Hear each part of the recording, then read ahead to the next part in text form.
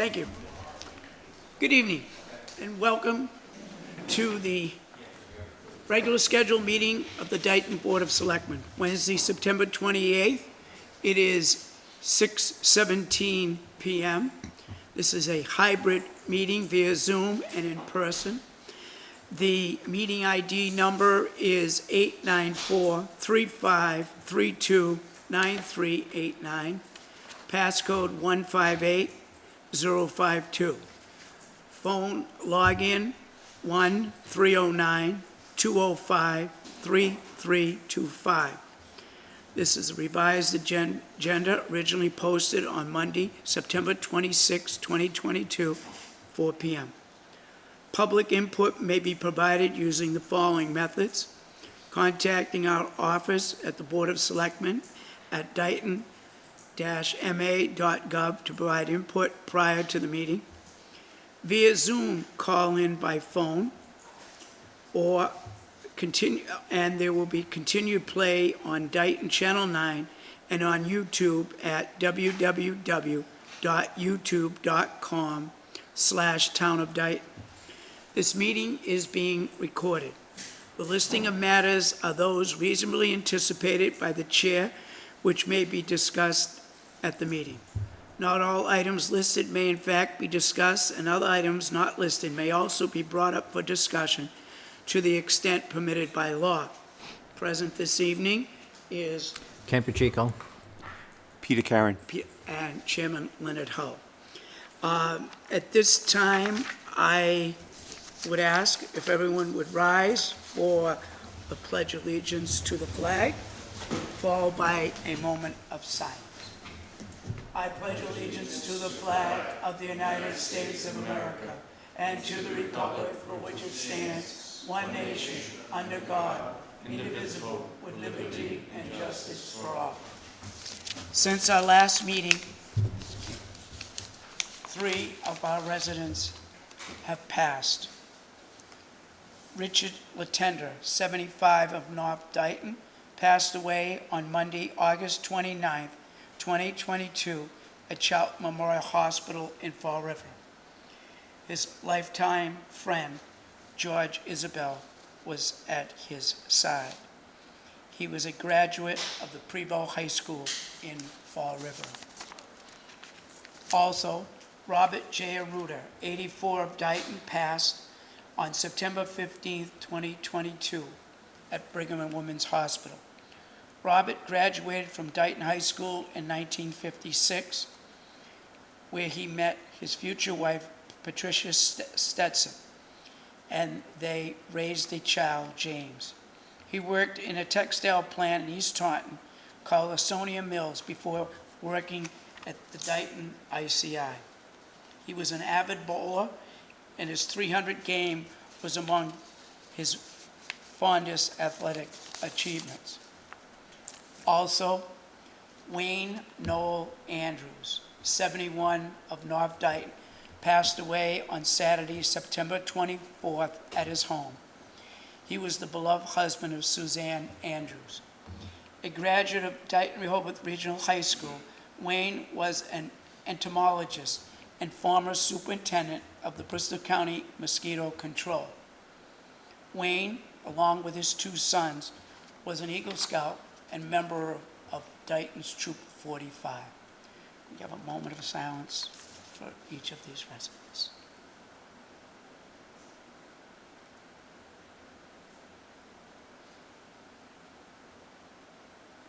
Thank you.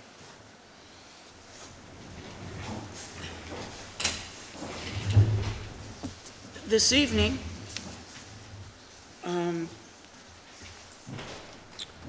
will Captain Reddy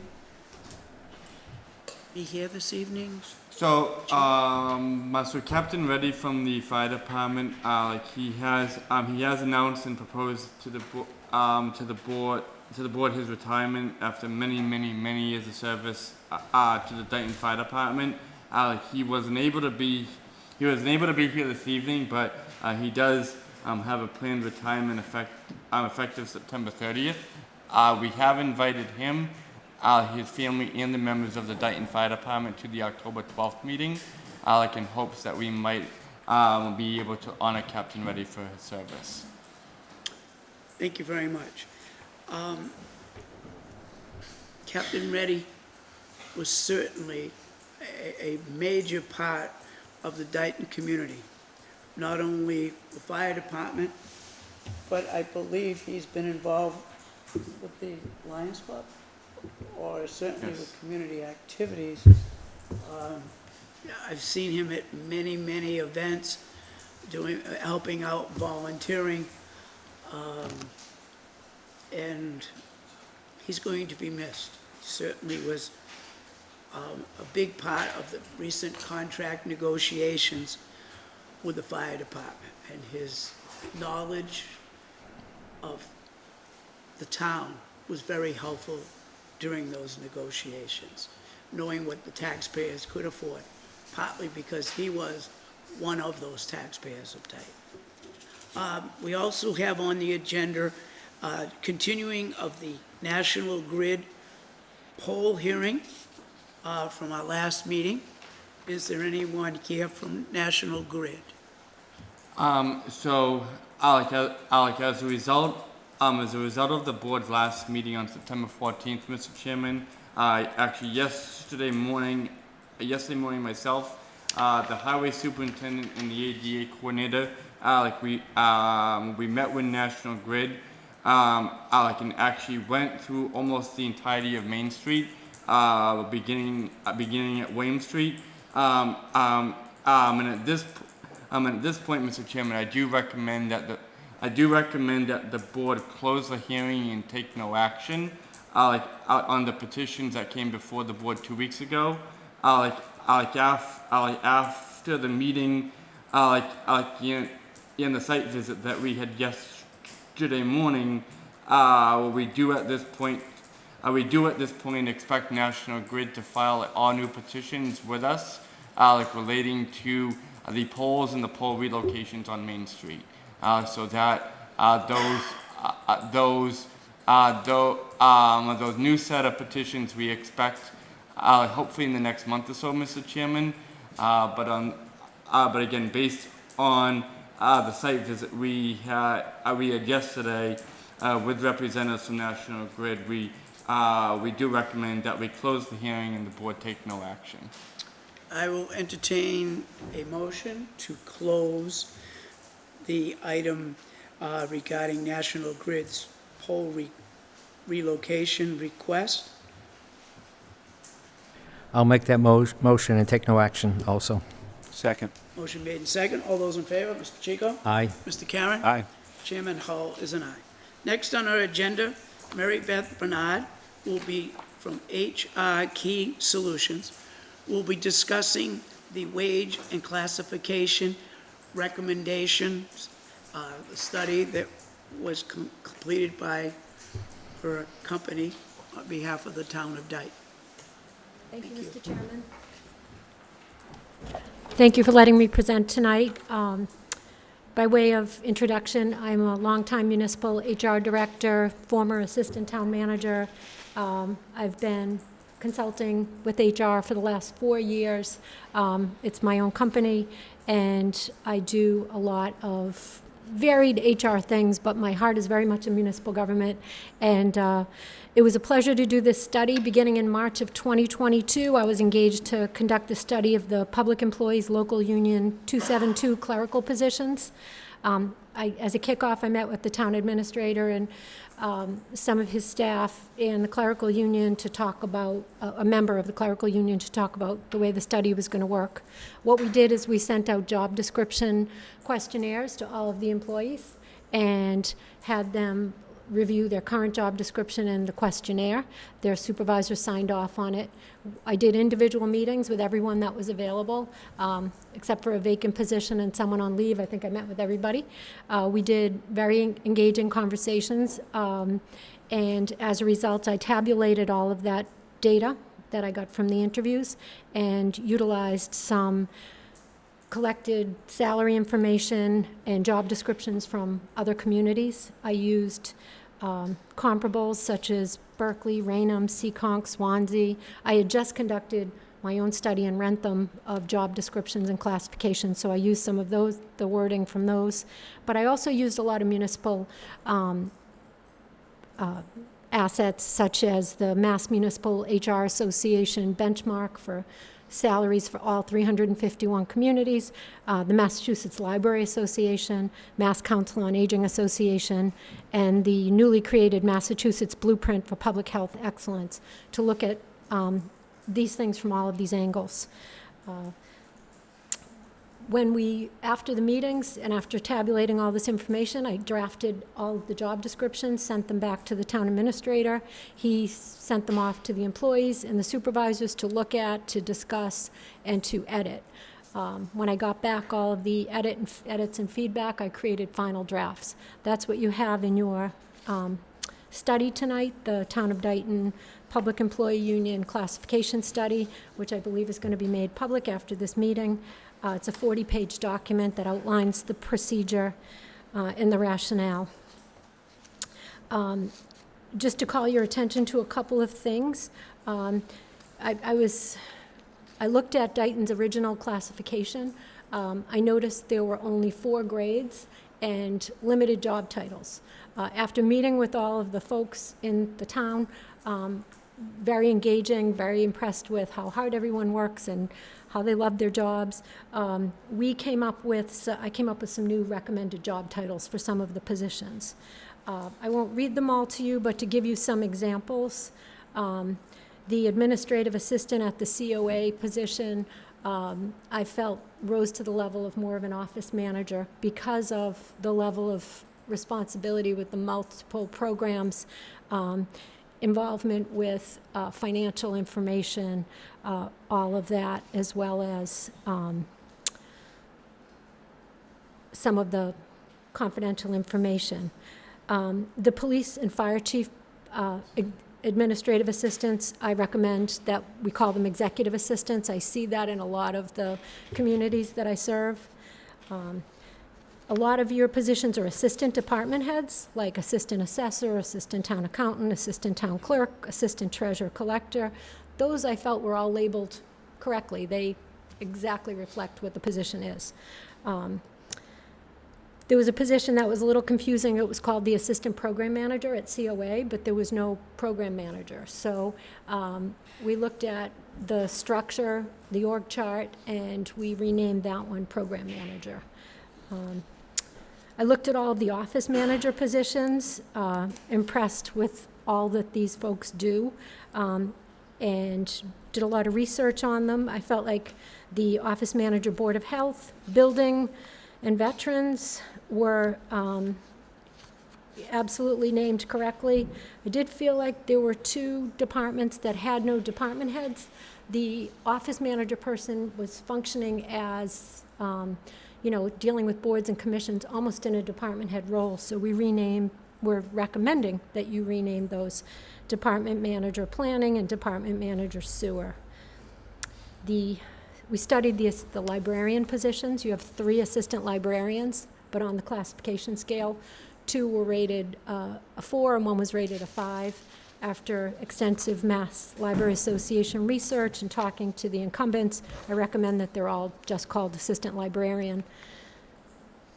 And then finally, to address one of the job titles that has become a little bit obsolete in municipal government, the senior clerks.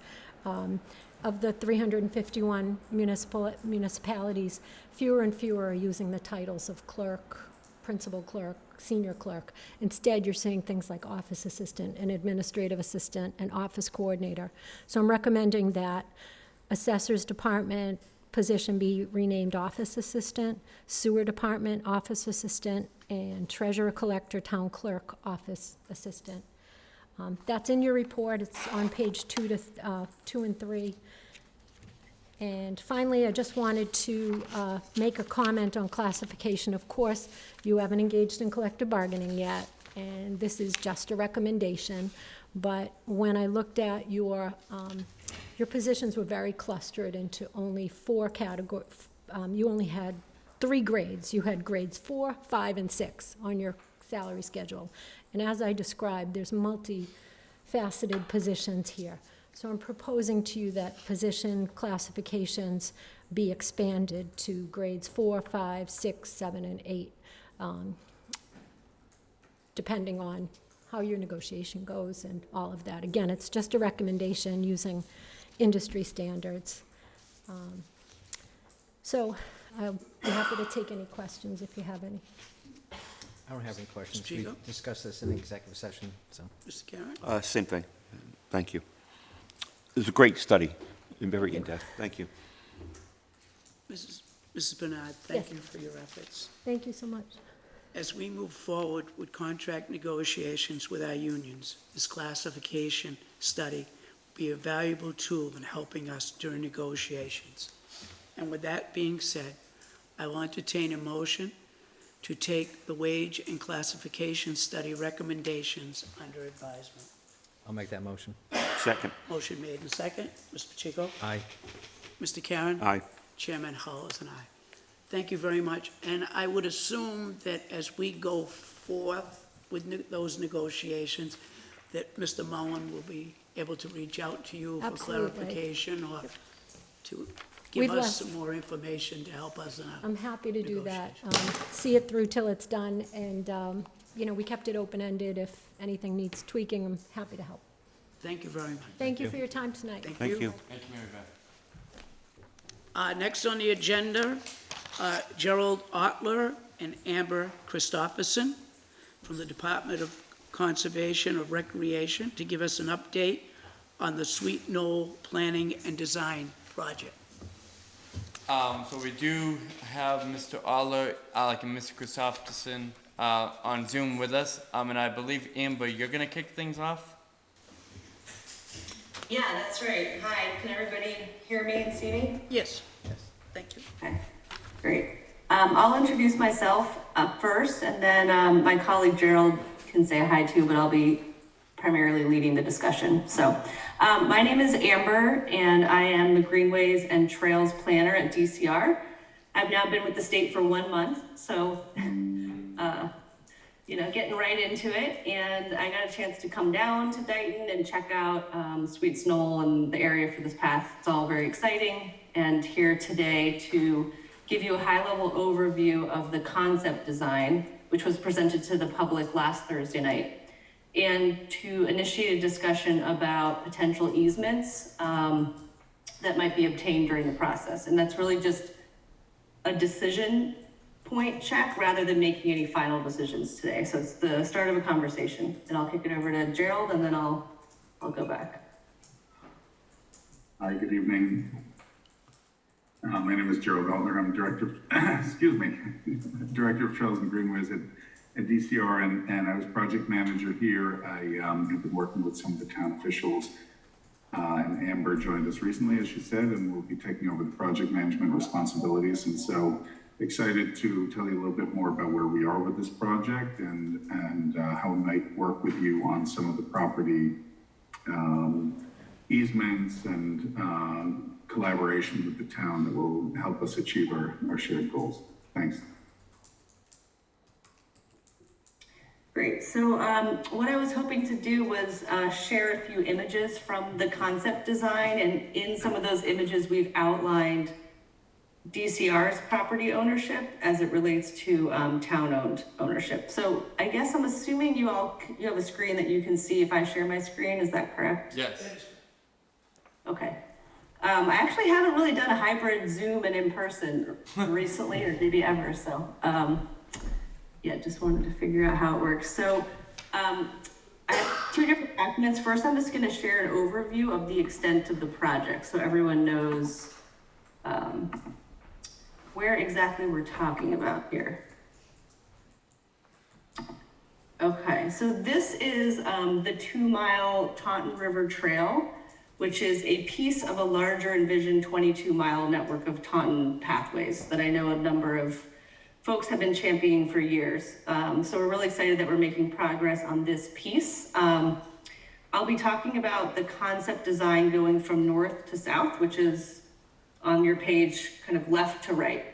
The other thing I'll say is that I'm gonna err on the side of not speaking too long, and I will put a link in the chat where you can go see a recording of the public meeting that was made last week with a few more details. So just to orient you, what will be the trailhead of this 2-mile section is right here, and this is Somerset Ave behind Alice's restaurant here. And then we'll be discussing a potential access point over here by Town Hall.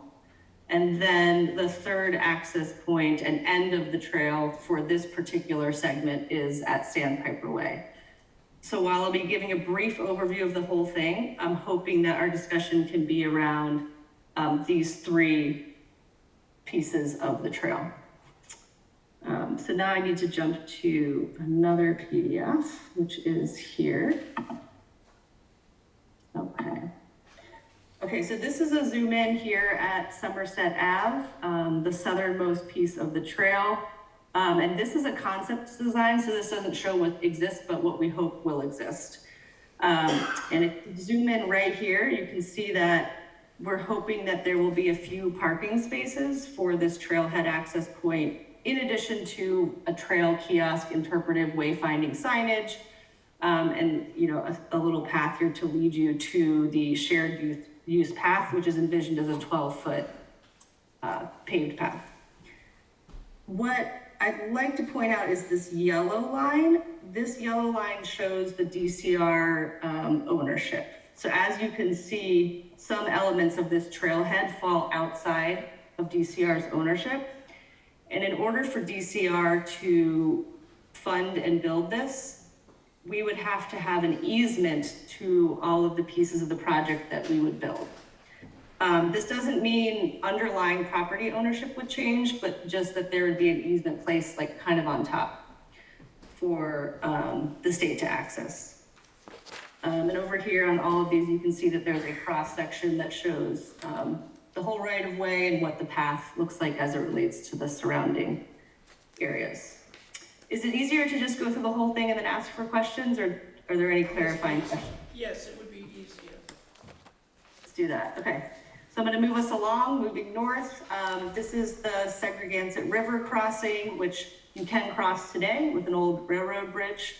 The plan is to replace that bridge with a wooden bridge that fits with the character of this area, and you can see it would be 14 feet wide, have a fishing pier, and places for people to access the river with granite blocks, which you can do to a degree now. So it's really just enhancing what's there, making it safe, accessible, and more useful. And then again, as you're kind of moving here, look for this yellow line, and that's showing the DCR right-of-way, which I believe varies from like 60 to 100 feet across the length of the 2-mile corridor. Next slide, you can see where we are in the whole cross-section. This is where the path crosses with Sweets Knoll State Park. So there are some circulation concepts shown here that I'm not going to go into in detail related to the state-owned park, but it includes canoe and kayak access, pedestrian, and different types of pedestrian paths that go to the river and access the trail. This would also be another place that the public could access the trail, but that would be through the parking lot that's proposed up here at the existing state-owned building that the Taunton River Watershed Association is utilizing. As we keep, and then this is just a zoom in of what that park plan might look like and some renderings of a mode path and a 6-foot wide pedestrian path. As we keep going forward, we get closer, we start abutting the Bristol Aggie campus and Center Street. We're looking at reopening the tunnel that used to exist for the rail so that there is an off-road connection right here, you can see, as well as an access path to Center Street. Next, we're getting closer to Town Hall. This is just continuing. Nothing too important to point out here. But I just realized, where is the town?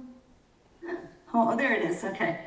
I missed it on here. So over here, this is the first access point to discuss There are 5 parking spaces and a small vehicular road existing to a connecting road here behind Town Hall and the track.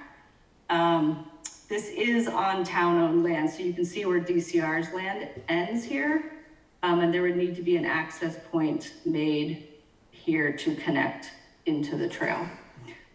This location makes the most sense based on everything that's happening within the Town Hall campus, and also based on grades for accessibility and technical feasibility. So that's one access point. And then the other one exists today to some degree. This is the north side of the Town Hall campus, the other end of the track. You can walk up there today fairly easily and get to the rail right-of-way corridor. There is a little bit of a slope that would have to be addressed through grading for an ADA path connection there. And then the last section is Sandpiper Way, and this is before there are some private land ownership north of here. This section is a little tricky because it's an extremely steep grade, so any kind of access point here likely couldn't be accessible. Like stairs would probably make more sense, but that's not considered ADA compliant. The one thing that the town is doing is engaging with Horsley Witten, which is the consultant team here for this project, to do a feasibility study, understanding how to continue the path north. And in that study could address how to resolve this access point if maybe the path is all the way here. Like there's a lot of questions around this end of it, but you can actually see, is this showing how steep it is? This is an existing stone. Okay, that's further down. Yeah, so that's the very high level summary of the 2-mile corridor. And as I mentioned in the beginning, what we'd like to get a sense of from the town is, would the town be open to providing easements to the state with the goal of it being included in the funding and implementation of the trail? And if so, what does that process look like from the town end as far as approvals and, is it town meeting and talking about those things? I will say this represents a concept design, and we are shortly going to be moving into what's called the 25% design, which would happen over, 3 to 6 months. And during that time is usually when these easement discussions are happening and becoming more detailed and moving forward. So this is really just the first part of those conversations. And just want to first ask for clarifying questions and then maybe discuss the 3 different pieces of the path and what the town's interest in granting easements might be. First question Yeah. First question that I have is, who's paying for all this? Right. Well, that's part of what we have to figure out on the state's end. Design and engineering and permitting are funded, which is not insignificant. It's quite a bit of work and funding. And so that is funded.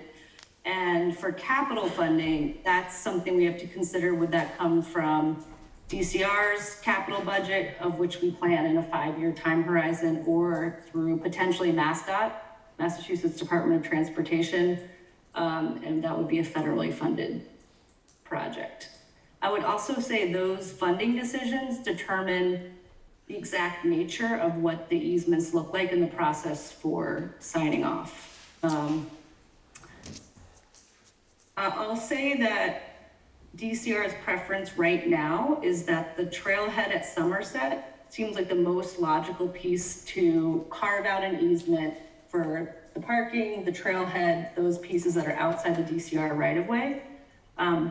The town-owned campus, because the town has oversight of all of the moving parts and operations of that, it may be better for the town to retain that ownership and build the access point themselves.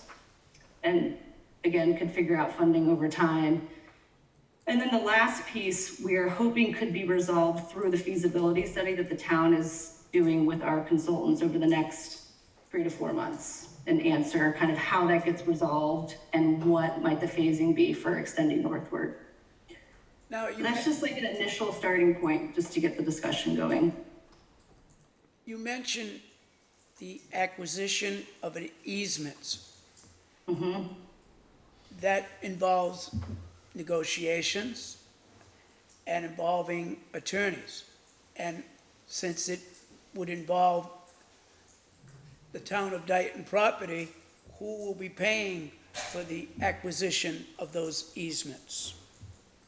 Right, well, I think terminology is important here, and I'm not, I don't know all the details, but my understanding is it wouldn't be an acquisition where there's any kind of appraisal or actual property ownership transfer. That said, the easement process does involve legal work,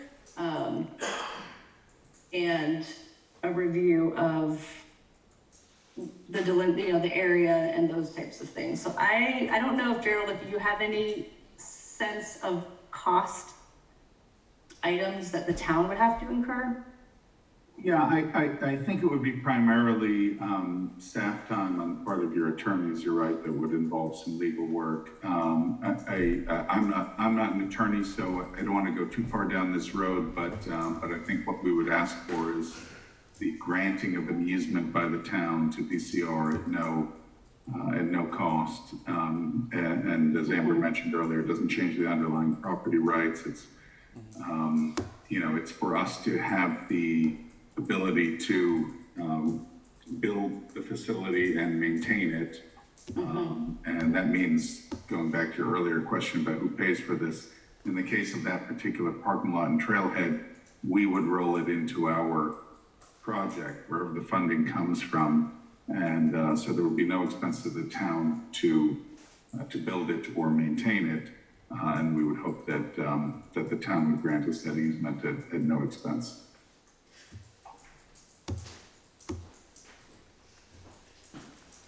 Mr. Pacheco, do you have any questions? Yeah, no, I'm familiar with the project. I just, as I've mentioned at other prior meetings, want to make sure it's ADA compliant, and I want to make sure that the historic areas are recognized and so noted. As people walk the trail, they can see significant historic items that are present in Native American situations and stuff like that. So Yeah. I'm satisfied with that. I do, I'm supporting, at this point anyway, granting easements. Obviously, I would like our town attorney to look at whatever agreement that is made, so there will be some expense, obviously, but I would want our attorney to make sure that the wording is correct. So I'm not prepared to vote on it tonight, and I'm sure it's not before the board to vote on it tonight, but I would support granting easements. So thank you. Mr. Karen, do you have any? I like it when you say there's no cost to the town. So all these little hidden fees and costs are going to be absorbed by these grants? Can you repeat that? All these little fees and permits are all going to be absorbed by you? Oh, permits and all those, yeah. And I noticed you had a 2-year timetable. Is that really aggressive from the time that you get permission to actually building it out? I don't even know if 2 years is accurate.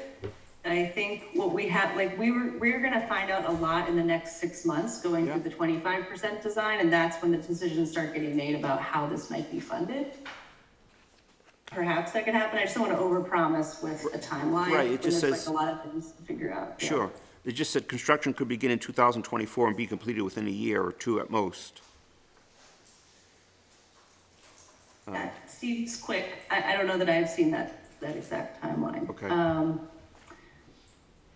One thing I would like to just spend a little bit of time on is, would the town be open to not having an easement on the town-owned campus by town hall, and thus not having an access point as part of this project?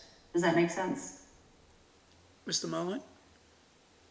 Yes, I mean, I don't want to speak, I don't want to speak for the board, but I think the town, the town would be open to it. Really, the devil in the details, if you will, would be, to really figure out, because Dayton has like as we talked about earlier, Amber, like a long list of deferred, deferred needs of our own. Like, so obviously one of the things that would, from the town ownership perspective be helpful and really, in terms of ownership and use, really keep things, really with the utmost of clarity, it'd be helpful with the town. So owning a trailhead area, with no easement, like out here on our town hall campus property, that would, probably be preferred. But I mean, again, and we can, have some follow-up discussions offline as well.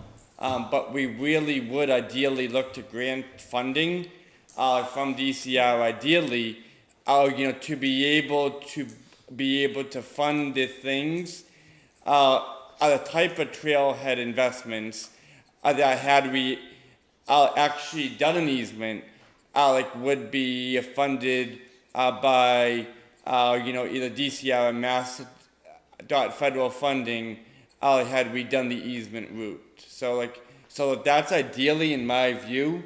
So yeah, it would really be the best of both worlds all around.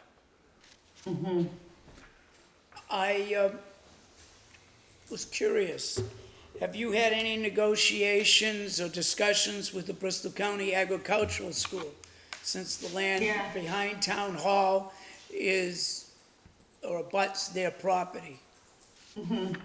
Yeah, I did have actually did a site walk with them a couple weeks ago. We walked the southern side of their property, south of Center Street, and we walked the north. I think that they see this path as a huge benefit, and they're happy to have it tie in, on the southern section.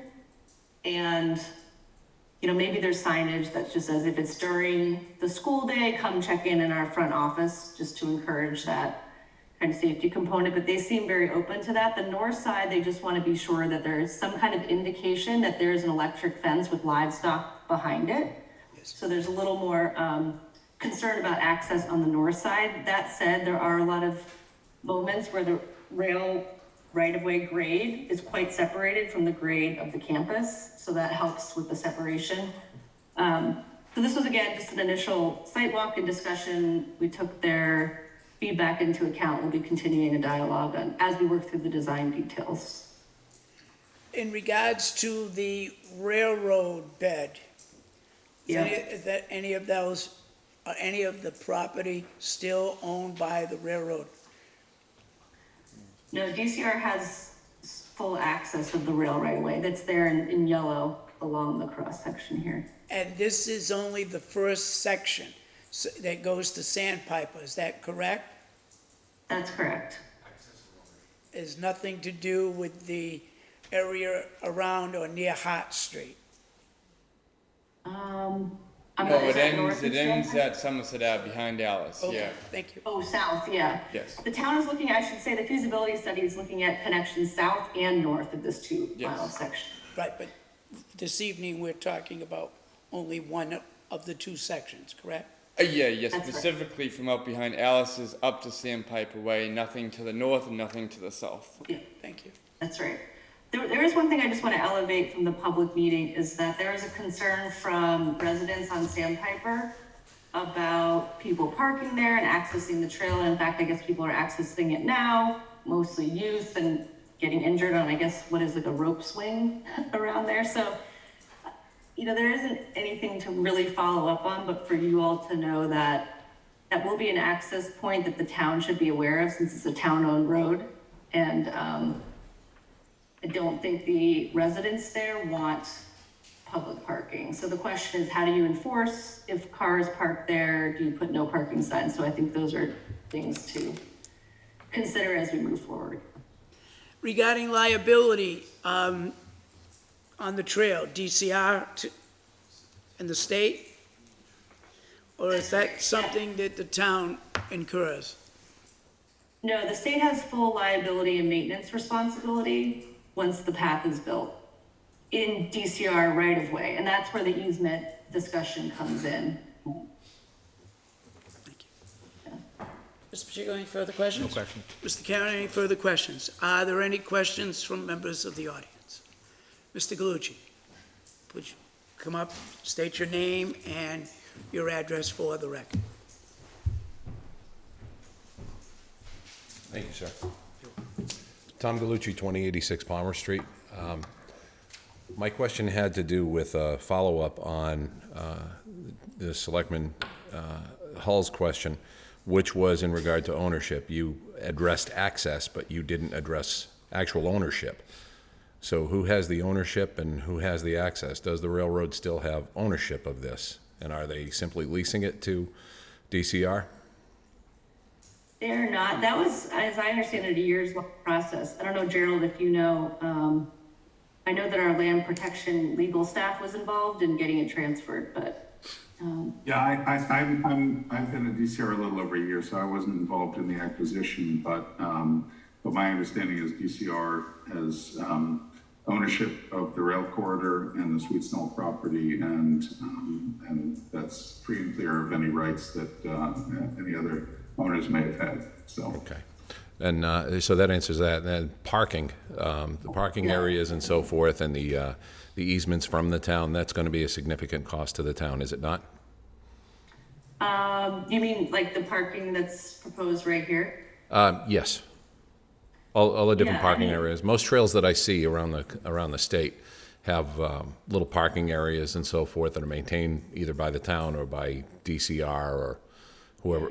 So that's what I wanted to wanted to see what the cost was to the town, because we have some significant costs. There's this is a very nice project, don't get me wrong.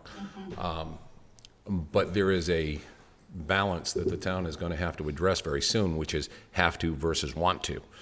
And that's really going to come up quite a bit over the course of the next couple of years, especially as we have, a giant school that we just had to pay for, and all these other things, and our kids are still going to school in trailers, like a FEMA camp. So, I really like to see those costs brought to the town before they're, just foisted upon us. So that's really all I have. That's a good point. And I didn't point out the actual number of parking spots proposed. Let me just do that really quick. Sure. There would be 4 or 5 here, and if this easement was granted to DCR, that would be built by the state. So that wouldn't be a cost to the town. If there was an access, I skipped the biggest parking is, currently there's no official parking at Sweet Snow headquarters. It's just parking on grass. This scheme, I believe, shows about, I think it was 26 parking spots. So that would be a major public parking area. And you can see the proximity to the path here. And that's DCR responsibility, as you said before. Right, So, okay. right. Now, this is the one that, if it stays within town ownership, the town would be responsible for doing, because there is an existing paving here and this is graded very flat. Putting in parking there, I don't think it would be a significant cost. I can't tell you what that would cost, but I can tell you there'd be a couple of years to plan for that expense, or maybe even find grant funding, I'm not sure. But So that's the parking that's another- proposed at the moment. another concern that came up was you were discussing access through Bristol Aggie, and checking in with the front office. Is that something that's going to happen on a fairly routine basis? People who want to use the trail are going to have to check in? Well, what they said to me is that they don't want a ton of the public wandering in the back part of their campus during a school day. That said, any other time, they don't care. Right, And but they it's don't really expect everyone to actually check in, but it just notifies the public that this is a campus with students that operate Monday through Friday, during the day. So I think we have to figure out what is the appropriate signage, what is the purpose, and is it enforceable? A lot of times these things, it's difficult to enforce, but it's important to list the signage to make it at least stated how people should use it. But if that's the case, then you're balancing student safety versus public access, and the whole point of this is public access. So you'll have people walking on that path. I mean, I don't know what the sensitivity is to, they're directly on a street. People are going to be walking the same distance, whether they're walking on Center Street or whether they're going to be walking on the old railroad bed. It's the same distance from the school. So I don't see where they have any huge say-so over this. And as you mentioned, the railroad bed is significantly lower and separated from Yeah. that school. But really, that's all I had. My biggest concern is cost. What's it going to cost our town, and is it going to be more of a squeeze on those of us who are paying taxes here? Thank you very much. Yep. Noted. Thanks. Unless there are any further questions, I'd like to thank Mr. Otler and Ms. Christopherson for their presentation this evening. Mr. Mullen? So yeah, like just really to like keep the process moving forward. Like I think, and I don't want to speak for DCR, but I think if it's okay, and the board agrees, Mr. Chairman, that the group, including Selectman Pacheco, that's been working on this and working to bring this, with DCR and the and the project, really forward. If we, would be able to be directed by the board to continue working with DCR, to explore options for the easements, that were discussed tonight, and then be responsible for bringing back to the board, really recommendations about how easements, really would be able to work to frankly make sure, really that, that the capital of the Department of Conservation and Recreation is utilized, and that, really everything we do be focused on that, because, we hear loud and clear, and we understand full well about the, very strict limitation on our resources, so we really don't have the resources to expend it all on this at this point. But if we could continue with, a conversation with DCR about the easements to see, what really the, the Commonwealth would be able to work with us really to do here, I think would be advantageous. Mr. Mullen, I don't see anything on the agenda this evening for us to act. There is a committee. Mr. The Trails Committee. So yeah, as long as it could be understood that we keep It moving. is on, yeah, Okay. That's fine, I just wanted to I make don't know sure. if Mr. Karen feels the same way, but it's understanding this is an update and a Yep. report, and the work will continue. Okay, that's, Unless there are serious objections to, it's a work in progress. yeah, but we didn't want to really continue doing anything that the board wasn't on board with generally, so. It's like any committee that's in the process. This was an update. That's how I looked upon it, so. Yes. Right. We'll continue. Perfect. Now, who is heading up this for the town of Dayton? Is it the Trails Committee? Mr. Cavallo? Jeff Cavallo, as long as the highway superintendent has been involved, the chief of police, the conservation agent, the ADA coordinator, in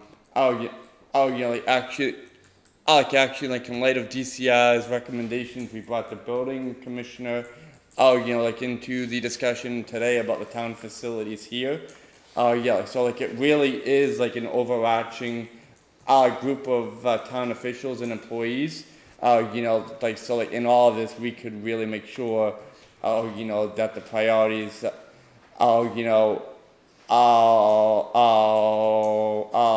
for Dayton and our residents are really reflected in this as well. Just for a sense of organization. Yep. This committee, Mr. Aguirre, Mr. Ferry is on, Yeah. is a subcommittee of the, So we have a working group with the three key town officials being me, Selectman Pacheco, like in Superintendent Ferry, actually for like along with Jeff Cavallo. Yes. And there are other stakeholders, the Historic Commission Chairman is also Yes. involved in this, and she attends the meetings, and she's making sure that they're noting the historic areas that are along this trail, So so. Mr. Cavallo would give us updates as this progresses, and when we need an action item, Yes. it would be brought before us in that format. Yeah, no, absolutely. Look, and I believe there may be a resident who wanted to speak on this as well. Yes. Mr. Chairman. Good evening, Mr. Chairman, members of the board. My name is John DeSanto. I reside at 130 Sandpiper Way in North Dayton. I live on the cul-de-sac. I've been there 20 years, going to be 21 soon. I have some serious safety concerns with how this is laid out. Specifically on Sandpiper Way, we do have a problem in the summer months, wherein years ago, probably about 4 or 5 years ago, a bunch of kids put a rope swing out there, and they would jump in the river, which was fine, but then they put it on social media and it blew up. We have kids coming from all the schools, whether it's Taunton High School, LaSalle, Seekonk, and they park in the circle and they drive in and out of there very quickly. We've had to call the police a number of times. I've had kids in my yard. We had one incident this summer where some boy had his face split wide open. Another time, the ambulance came down, police were there. Another time, police responded to my house asking me to call if I saw cars going down there, what have you. If you make this as an access point, Sandpiper Way is I don't know if you're familiar with it, it's a dead-end cul-de-sac. There's 8 houses. It's not designed for this type of traffic. We all know, if you've been on bike paths, and whether it's the Bristol Bike Path in Rhode Island or the bike path in Mattapoisett, it attracts vehicles. And there's a lot of young kids that across the street from me, they have 3 girls that are 2 years and younger. It's a safety concern, a big-time safety concern. And the grade heading up to the railway bed is very steep. And it's steep on the other side heading towards the river. I'm for the bike path. I think it's a great idea. I just don't think an access point at Sandpiper Way is a good idea. Before this was even mentioned, I mentioned to Chief McDonald do something about parking, because the town owns it. In the cul-de-sac, there's one parcel that the town owns, and my concern was liability, that somebody's gonna get hurt and sue the town. Because they go in, if I called the police every time there was a car down there, you'd have somebody down there 2 or 3 times a week. The second point I have concern with is what the plan is north of Sandpiper Way. There's a website, I think it's called Taunton River Walk or rivertrail.com, where there's, from what I can glean, they're looking to continue it on the railway bed north of here to the TLMLP, the Cleary Station, down the Ware and whatnot. If they can't get that access, part of this plan is to have, I think, bicycles on 138. 138 is a state highway. I don't know if it's legal to have bicycles, and it's certainly not safe. I couldn't imagine a family with children traversing 138 to get to Sandpiper Way to get on this path. That's all I have to say. And my last question, well, I guess I can talk to you later, is who the point of contact is for the town. When I was on the Zoom call with DCR, they said they've been talking to the town. As a resident, I talked to all the neighbors. Nobody has heard from the town, so I don't know who the point of contact is to share our concerns. That's all I have to say. Thank you. Mr. Santos, have you voiced your concerns to the Trails Committee, or is this the first I opportunity? just learned of the Trails Committee, actually. Mr. Mullen, would it be okay if Mr. DeSanto met with you? Yeah, like, I'd be happy to follow up with you, sir, yes. And also, could you put your concerns in writing? Certainly. Simply so we'll have it for the public record. And when we have further updates, we'll have it in front of us so we can ask the Trails Committee, what have you done to address the concerns of the citizens? And I'm sure it's not just yourself. Correct. In that neighborhood. Very good. You brought up some very valid points. And also, I would like to be Yeah. involved in that Yeah, conversation absolutely. also, Yep. so I can know what his concerns are. Absolutely, yes. Okay, thank you very much. Thank you very much. Appreciate it. I don't know, was somebody going to respond? So Amber, did you have? Yeah, I was just gonna say, I appreciate you voicing your concerns, and I remember you were on the call last week. It's pretty unusual to have this design process coincide with a funded feasibility study, so that's great that the town has that and will be looking at this north connection in the matter of months. you know, it's not like, oh, we'll look at this in 5 years. So we can look at these concerns. She's at responding the to his same concerns. time. Sorry, what? No, the person you were speaking to was talking to somebody else. He wasn't listening to your concerns or your comments about it, so. I just wanted to make sure he Okay. understood what you were saying. Yeah, just about the feasibility study kicking off now and being funded is a way to think about this right now instead of saying, oh, we're gonna think about it in the future. So it's all. And I'll just add that, you know, for the reason that Amber mentioned, you know, the connection to the trail of Sandpiper Way is challenging and complicated from our perspective, as well as, you know, potentially problematic from the neighbor's perspective, and we fully understand, you know, the concern about, you know, a lot of people parking there and using that trailhead as an access. So for the time being, we're sort of backing away from the notion of a connection there. We want to work with the town and through the feasibility study to look at other alternatives. So we've heard those concerns and we're facing our own challenges there. So right now we're kind of not necessarily assuming that there will be a connection at that point. And we'd love to continue the dialogue with the neighbors in the town. I'd be Thank very you. concerned about changing the characteristics of Sandpiper Way with an access point there. That's not fair to the neighbors who have lived there for years. Based on what I have heard this evening, I totally agree with you. However, many times, when there are problems, there are solutions. And I'd be very curious down the road to hear the proposed solutions to this from the Trails Committee and that subcommittee. So yeah, like one thing really to that point and the point that Jerry just made, I mean, I think, the conversation about easements on town property here, like I think really the genesis of that whole, of all of that, actually is like everyone realizes here and now the connection that Sandpiper Way is not possible right now, and that's why we're looking here rather than anywhere else. Thank you. Thank you. Unless there are any further questions, thank you, Mr. DeSantis, for your input and also for the presentation, Mr. Otler and Ms. Christopherson. And when will you anticipate a update? Another month, 2 months? I would imagine late fall. I believe Amber and Gerald, it's the hope of DCI to keep the conversation really moving now. So I would imagine, before the end of the fall. I mean, am I correct? Yeah, and I would like to have some progress made on the feasibility study at the same time so we can kind of compare this design with what are options, especially for the north end. So, yeah.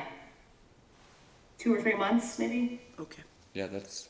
thank you Sounds very fair. much. Gerald, do you want to say something? I see. Yeah, it's also kind of up to the select board, right? I mean, this is the point in the project when we like to check in with our legal staff and land protection staff and kind of give them a heads up about, what easements or acquisitions might be part of a project, because those things take a long time and a lot of coordination. So I think this is great feedback for us to go back to them. And I think what I've heard is that the town is very open to certainly the idea of granting an easement at Somerset Ave, and we can continue the conversation about behind the town offices in that area. And that way they know that they need to sort of budget the time and staff resources to start thinking about those things, and then we'll continue the conversation. So yeah, I would say a few months we'll check back, but this is great feedback for us to kind of initiate that conversation internally, and then at the right time we can get our attorneys and land protection staff together with the right people on your end and start a little more detailed and formal conversation. Thank you very much. Thank you. Thank you. Thank you all. Okay. Thank you. Thank you for your time. You're Thank welcome. Good night. Bye-bye. Bye-bye. Okay, have a good night. With that being said, Beta Group Incorporated and will be coming before us this evening with Mr. Ferry in regards to the proposed pavement management plan.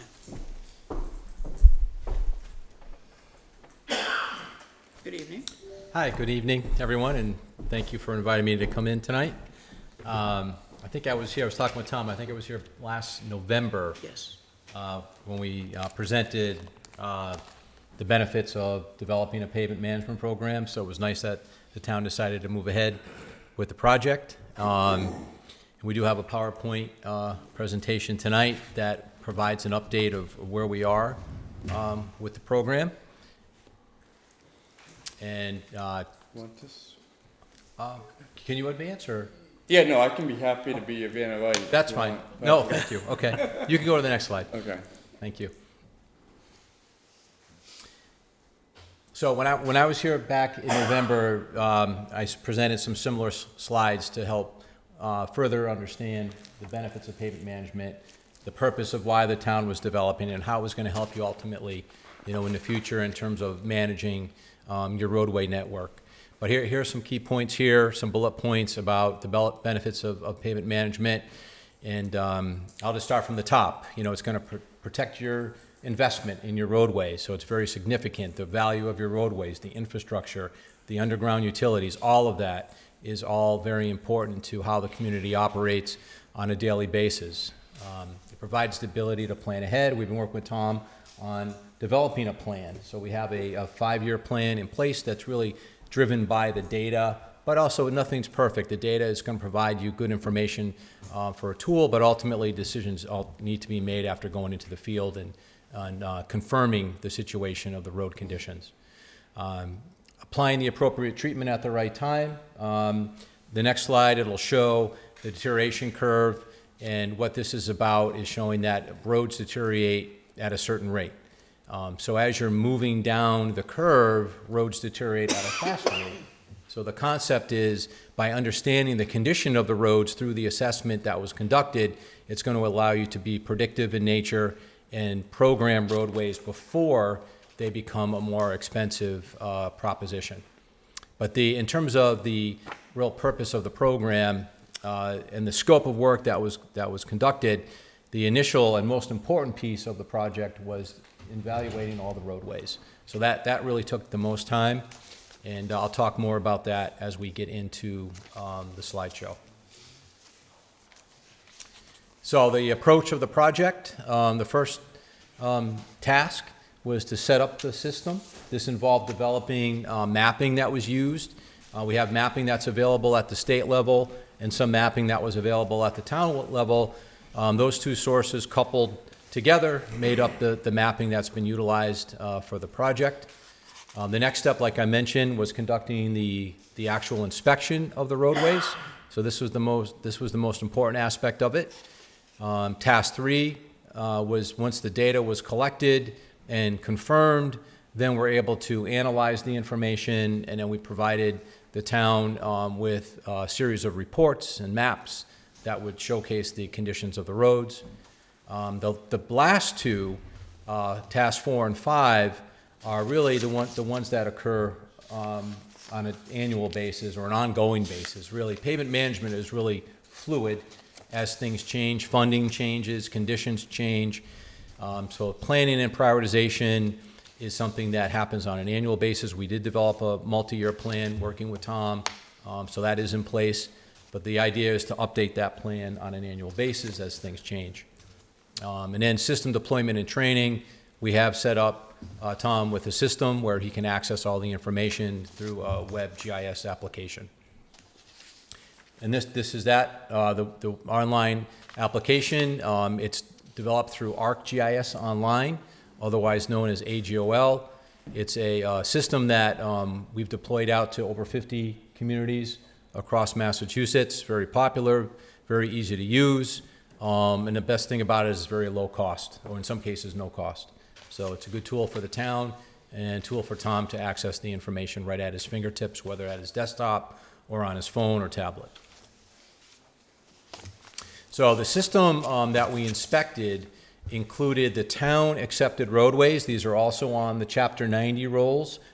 Chapter 90 is the money that you're getting from Mass DOT on an annual basis. So the roadways that we inspected were almost about 63 miles of roadway. A total of a little over 74 miles make up the entire roadway network. So the focus of the project was on the 62.88 miles of road.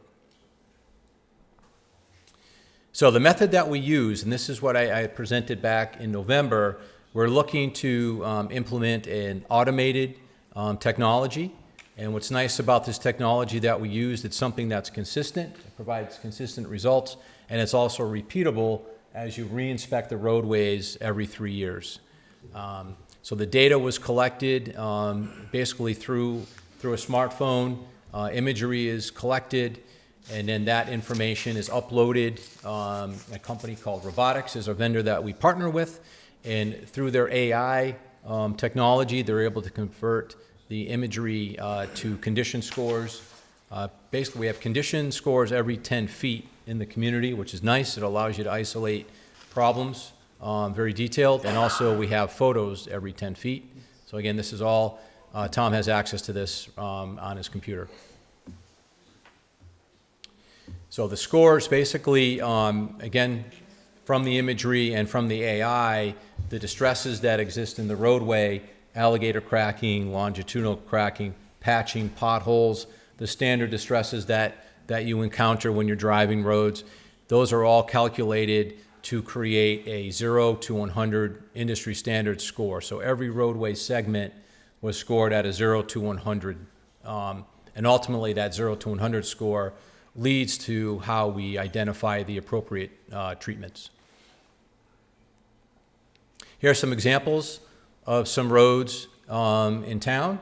We're going to start with roads that are in very good condition. So here we have Hart Street, which scored again on that scale of 0 to 100, 100 being the best, 0 being the worst.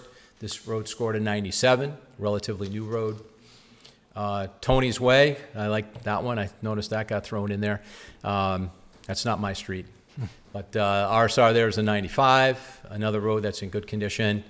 And now you're getting into the fair range, so the roadways you can start to see distresses starting to show, and this is where you're getting into opportunities for preservation in this category. The next slide shows roads that are in poor condition. Main Street, Oak Street, here these scores are below 40. So now these are below, falling down the curve, and it's going to cost more money to repair these roadways. In developing the program, we develop what are called repair bands, and this is where we work with Tom on developing these ranges. These are fairly standard across the region that we carry. Again, starting at the top, roadways that are in good condition, typically deferred maintenance, 94 to 100, so these score very high. But what's happening within the system, the roadways are deteriorating annually, so that's built into the program. So for example, a road that is a 100 today would most likely be a 98 next year. Typically, they're deteriorating at about 2 points per year, depending upon the roadway classification.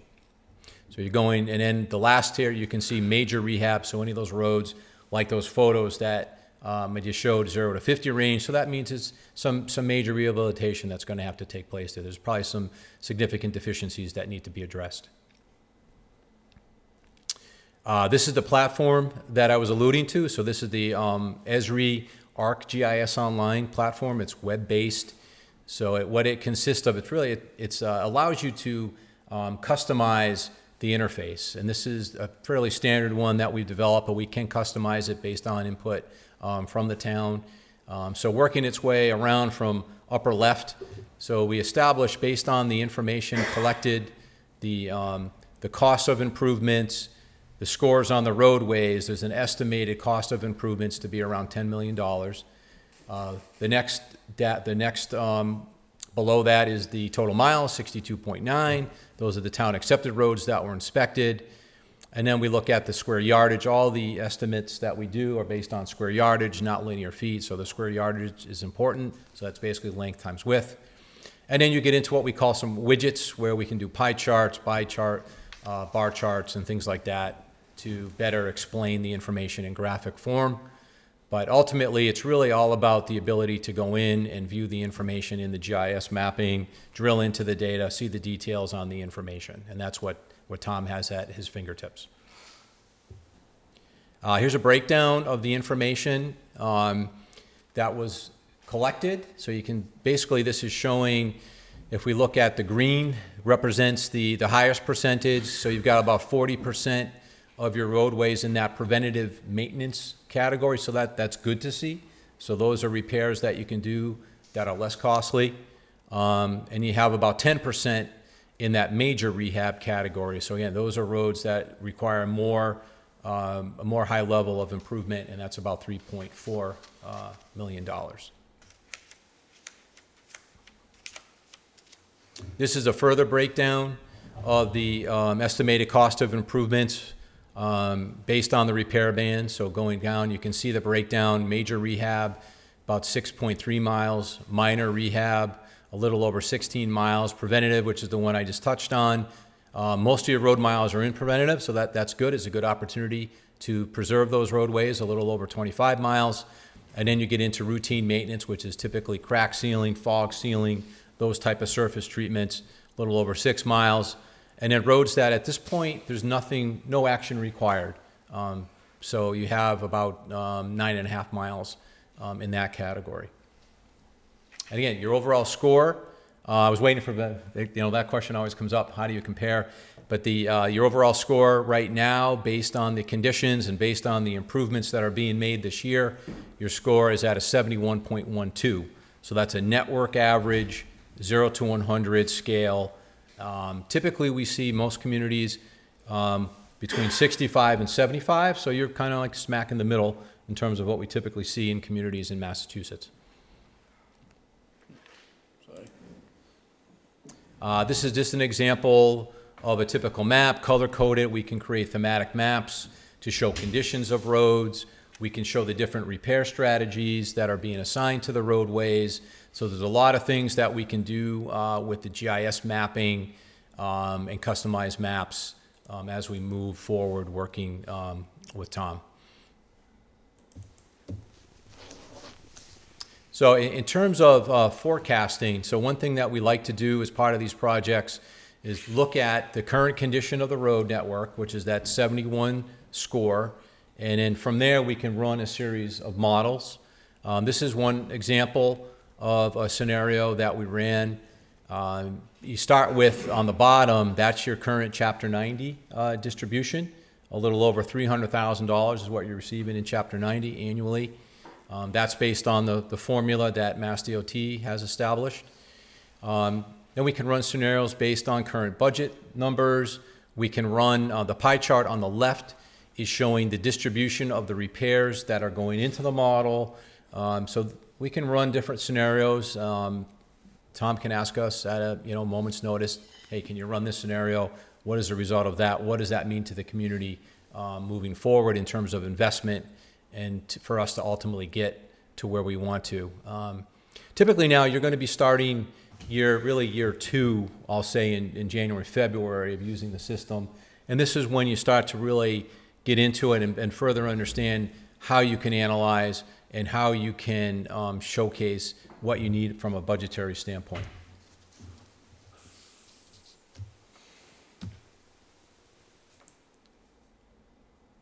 So capital planning, as I mentioned earlier in the presentation, we did work with Tom on developing a multi-year plan. It was a 5-year plan that utilized the information basically as the baseline. So the data based on the conditions, the costs that are assigned based on the repair bands, all of that really gets discomputed within the system, and ultimately it allows for a prioritization to take place, which is called a cost-benefit value analysis, which is on the next slide. So basically the cost-benefit analysis, or CBV, provides you with a good baseline of how you can prioritize your roads using the data. It's not a final or end all. I like to say that typically 75% or 80% of the roads that are prioritized based on the CBV would be included in your multi-year plan. Other things can come into play. A roadway could score high, but you may have to defer that roadway if you're doing some utility improvements, sidewalks, curb ramps. You may have complete streets work going on, significant water main improvements, things like that come into play, and those all need to be considered as part of the prioritization process. So in conclusion, so now the town has a comprehensive inventory of data associated with its roadways. This is a tool designed to limit dollars allocated. So we want to maximize the funding that you have by leveraging the data and the system's ability to help with respect to prioritizing projects. We can also assess different scenarios, like I mentioned, through the forecasting, different budgetary numbers we can analyze. We can also look at the impact of different repair strategies. And basically now, moving ahead, you've got a tool and you've made an investment in this. And our goal is for the town to maintain this and update it on an annual basis, and then come forward every year and show where you are. So hopefully that 71.12 that I showed earlier will continue to trend in an upwardly, but that all comes down to the funding that you have ability, the ability to include that in your program.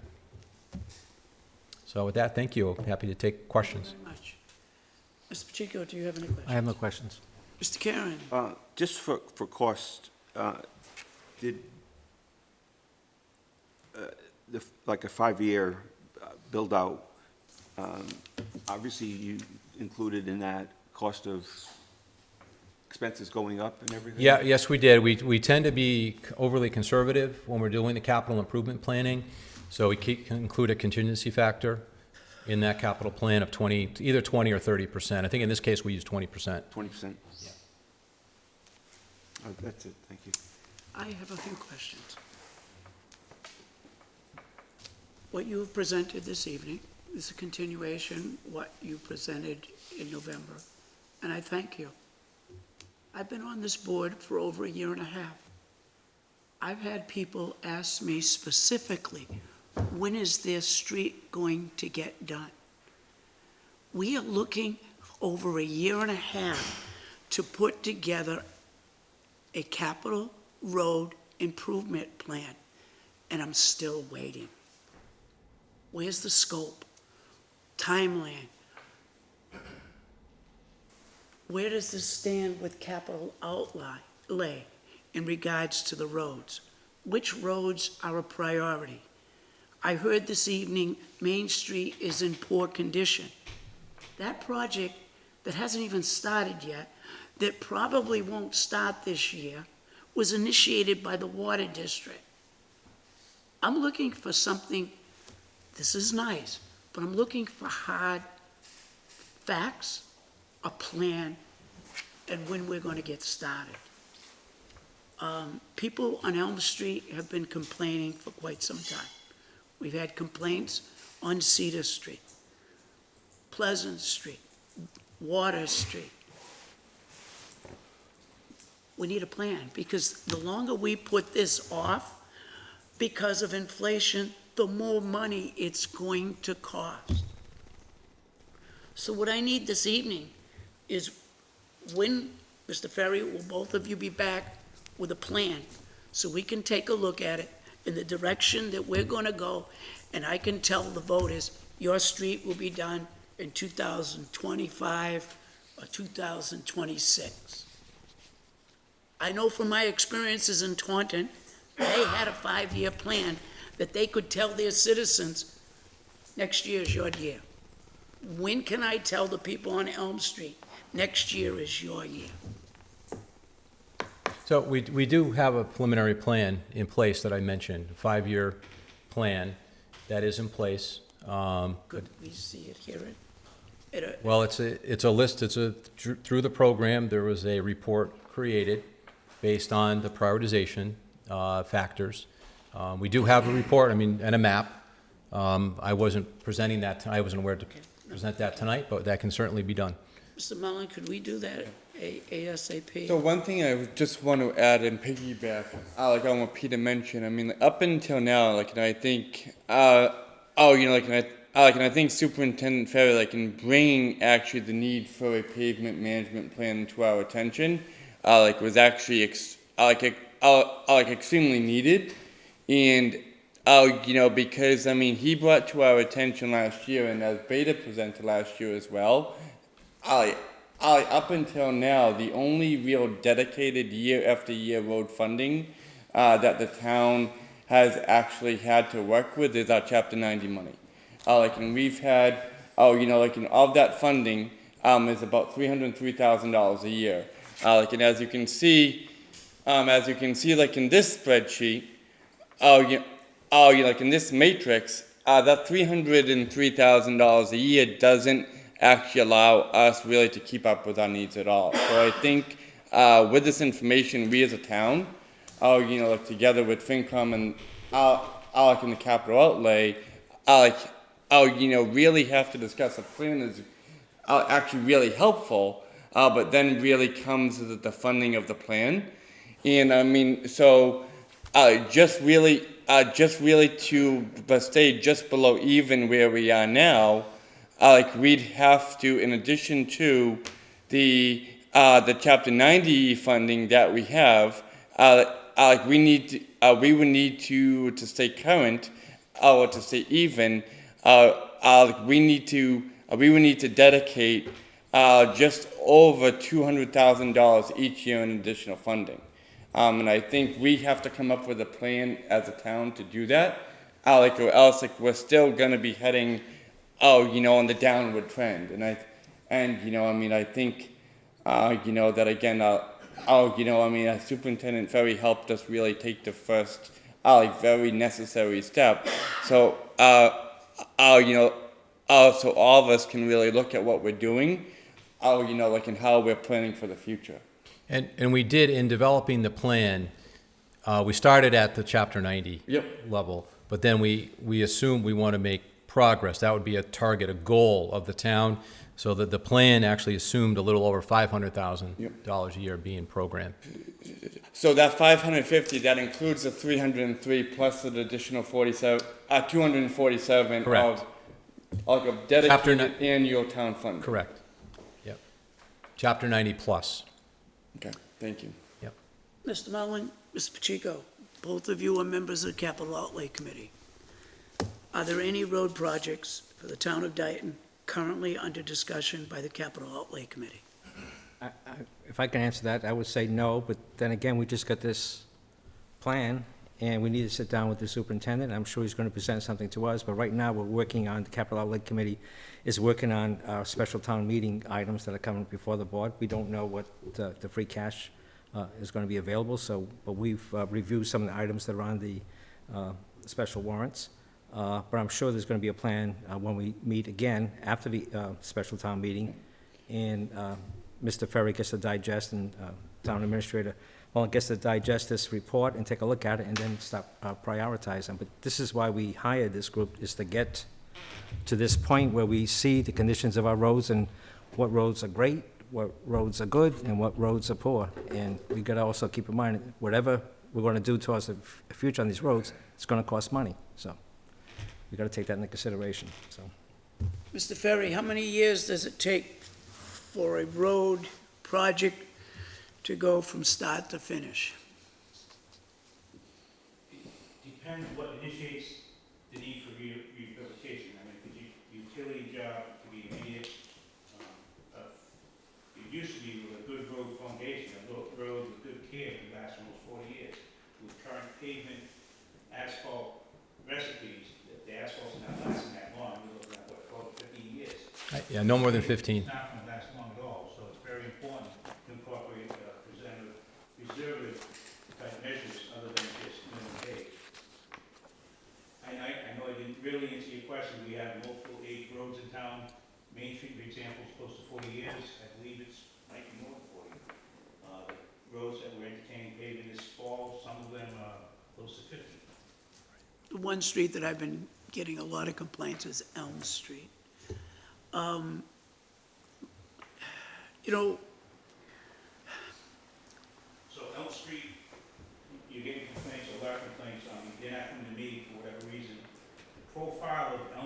itself is not bad. It's probably the variability or the surface itself. Correct. Yeah, that type of treatment might not be asphalt, that's the answer. We're not there yet. The other things that, Mr. Chico and Mr. Mullen are working on with the capital outlay, it's, with the other challenges they have, with the challenges that the town incorporated, with like the police station payments, library consideration, those other fires we have in town, it's really hard to put aside that money at all during fiscal year, and we might be forced to entertain these just for the annual, what's left over, not just in the fall, but as it matures to the annual. So that's all tied into a simple answer. When is Elm Street getting paved? It's not an easy answer, But I also be curious to see at a town meeting or an open forum of how high a priority the streets are. I say that because they'll be the ones who'll be voting at a town meeting to appropriate money for road repairs. So, that is my concern, to put together a plan, because I do know that it takes a while for, once a road is designated for work, for it to get done. And each year longer it takes, the more that project costs. And then it makes it even harder to get funding to do it. So I do see this as a concern, and not just, to come up with this, but to put this into action with a timeline when there'll be a report back to us. So yeah, one of the things, we plan and we need to be transparent with our residents about, if hypothetically speaking, we're gonna ask, just as a hypothetical, $247,000, like an annual, dedicated roadway funding. We need to be able to explain, of that,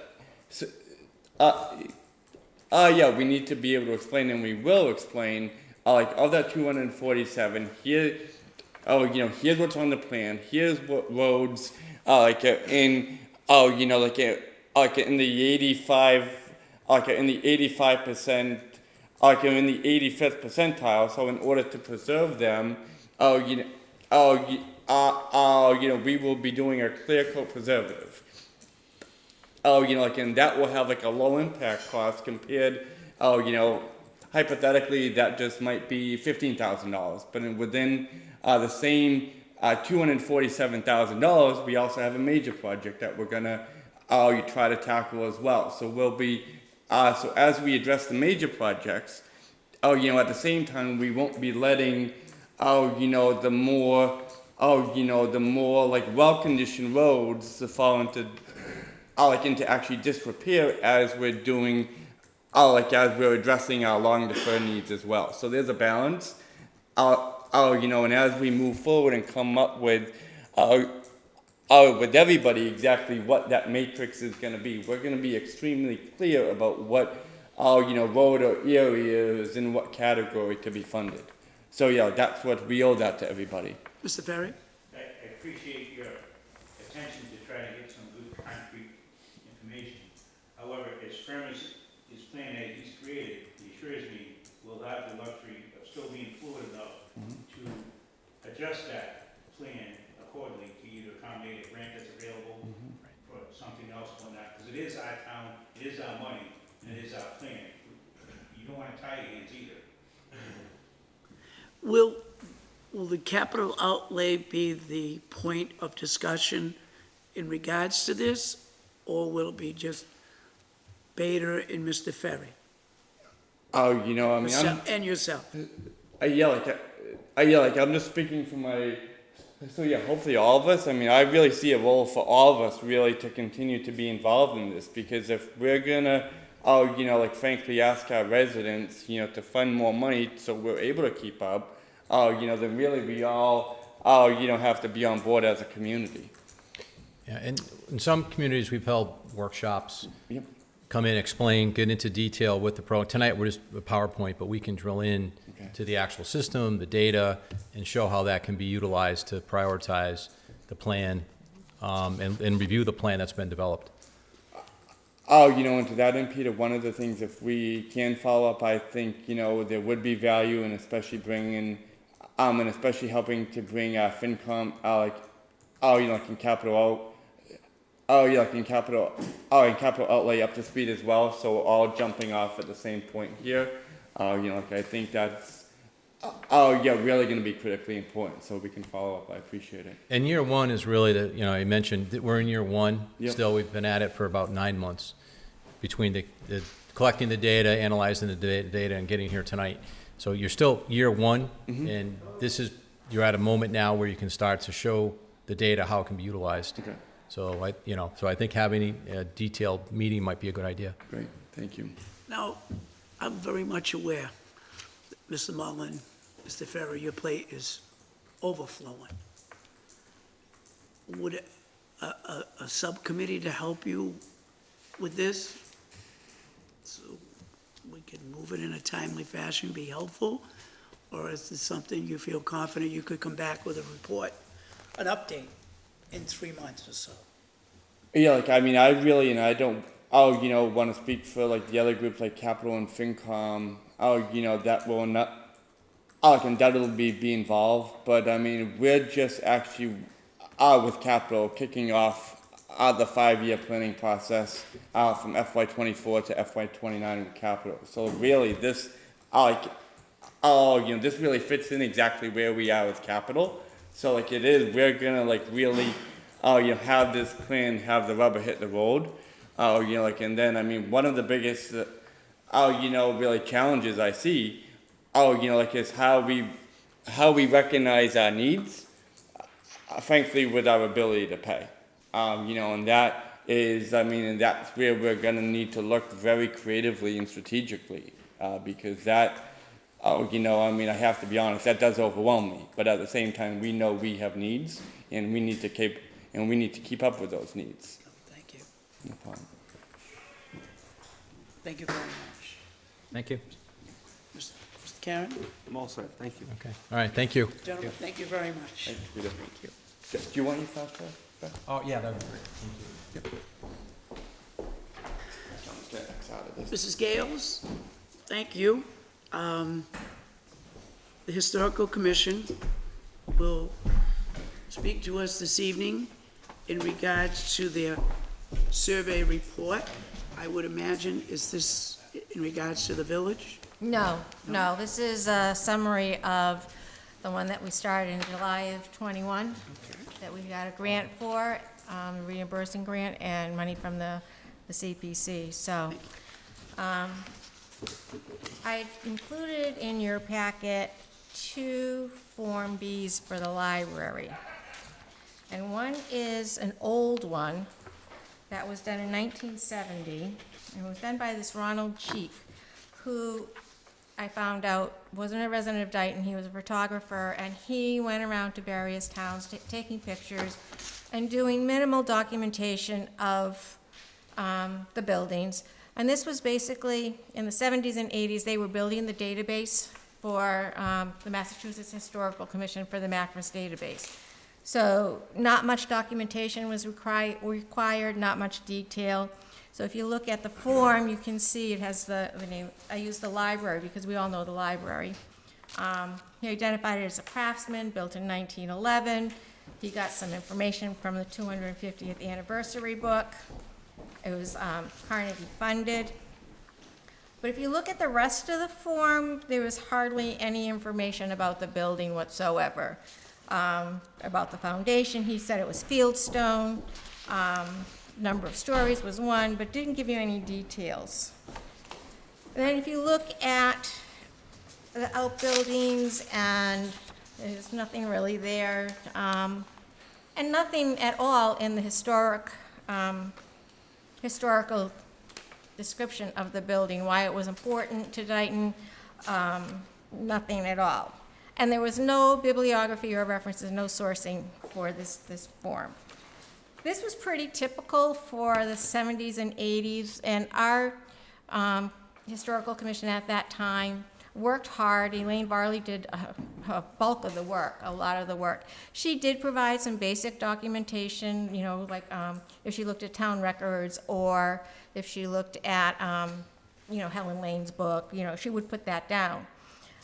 If she looked at the lives and fortunes about the soldiers and stuff from Dayton. So that was pretty basic, no information. If we went to this form now, it doesn't give us any information that would help us to work to preserve a building.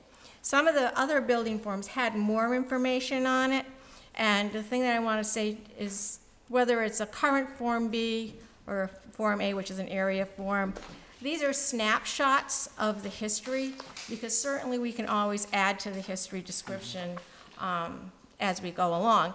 And as you find more information, you can add it. So, if you look at the next Form B, that was done just recently by Stacy Spies for the same building. There's a locus map that comes off of the GSI series. There is there's references.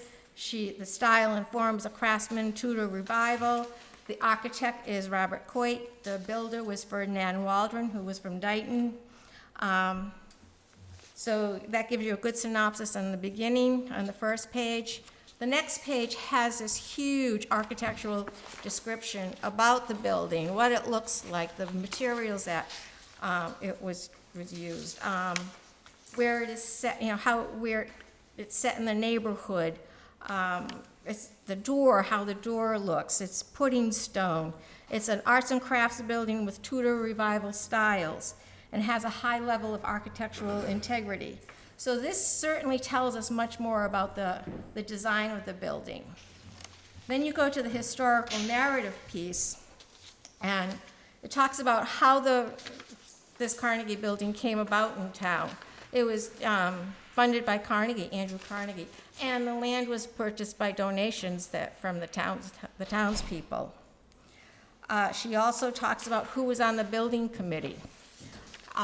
Talks about Robert Coit, who was an architect, and how his designs, and how the history of his designs, and there's a bibliography that references that she used. It also included pictures of how it looks currently, and a picture from the 1912 bicentennial book. Certainly the form that, and the building, how silly of me to forget, is also eligible for the national, not eligible, but eligible for recommendation for the National Register of Historic Places. So it is recommended for listing. So that's another whole process for another day. So we now know that this building is eligible for listing. Some of our buildings are, some of them aren't. They have to meet a certain criteria. So all of the forms that were done are done in this depth of information that we now have for Dayton. And I'll just go back a little bit and talk about how we got started. In July of 21, we started the whole process of hiring a preservation consultant. In September of 2021, we hired Stacy Spies. She came on board. Our funding, like I said, came from CPC and with a 50% reimbursement grant from the Massachusetts Historical Commission. And our whole purpose was to undertake a historic resource survey of significant historical and architectural resources in the town of Dayton. And our goal is to build a comprehensive survey that encompasses buildings of over 75 years of age. Another goal of this project was to identify historic resources that met the criteria for inclusion on the National Register of Historic Places and to make the recommendations. And also to provide recommendations for future survey efforts. So all of this work is built upon the work that our predecessors did. And the final report and the final copies of the report will be included in the notebook binders with all of the copies of the Form Bs that will be available for the public to use. It included the methodology, the objectives, the criteria, there's a final street listing of all the properties that have the Mass Historic Commission number on it, and also the Dayton parcel number. As a result of this survey, we have 3 areas and 15 individual properties that are recommended as eligible for listing on the National Register of Historic Places. The 3 areas are the Brick Historic District, which is the center Pine Street area, Lower Four Corners, which is Main Street, and Elm Street. It kind of like spreads out a little bit, goes down Elm Street to the, I forget the numbers, but like the Pitts houses, you know, just before the dam, and down past the church, a little bit ways past the church, community church. The 15 properties, there's some properties on Center Street, Elm Street, Main Street, Milk Street, Old Somerset Ave, and Somerset Ave.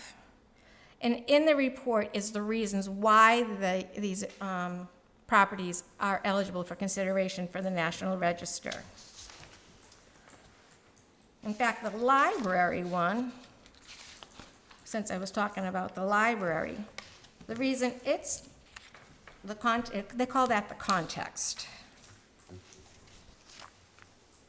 It's just it is eligible for listing on the National Register of Historic Places under Criterion A as the town's first used-built library, and at the national level for its role as a Carnegie Library. And I have to tell you, I went to Wisconsin to visit some relatives in Toma, Wisconsin, and they have a Carnegie Library, and I knew it because it looked just like ours. It was unbelievable. So that's the context, and it's an excellent example of craftsman style of architecture with noteworthy use of local materials, specifically pudding stone.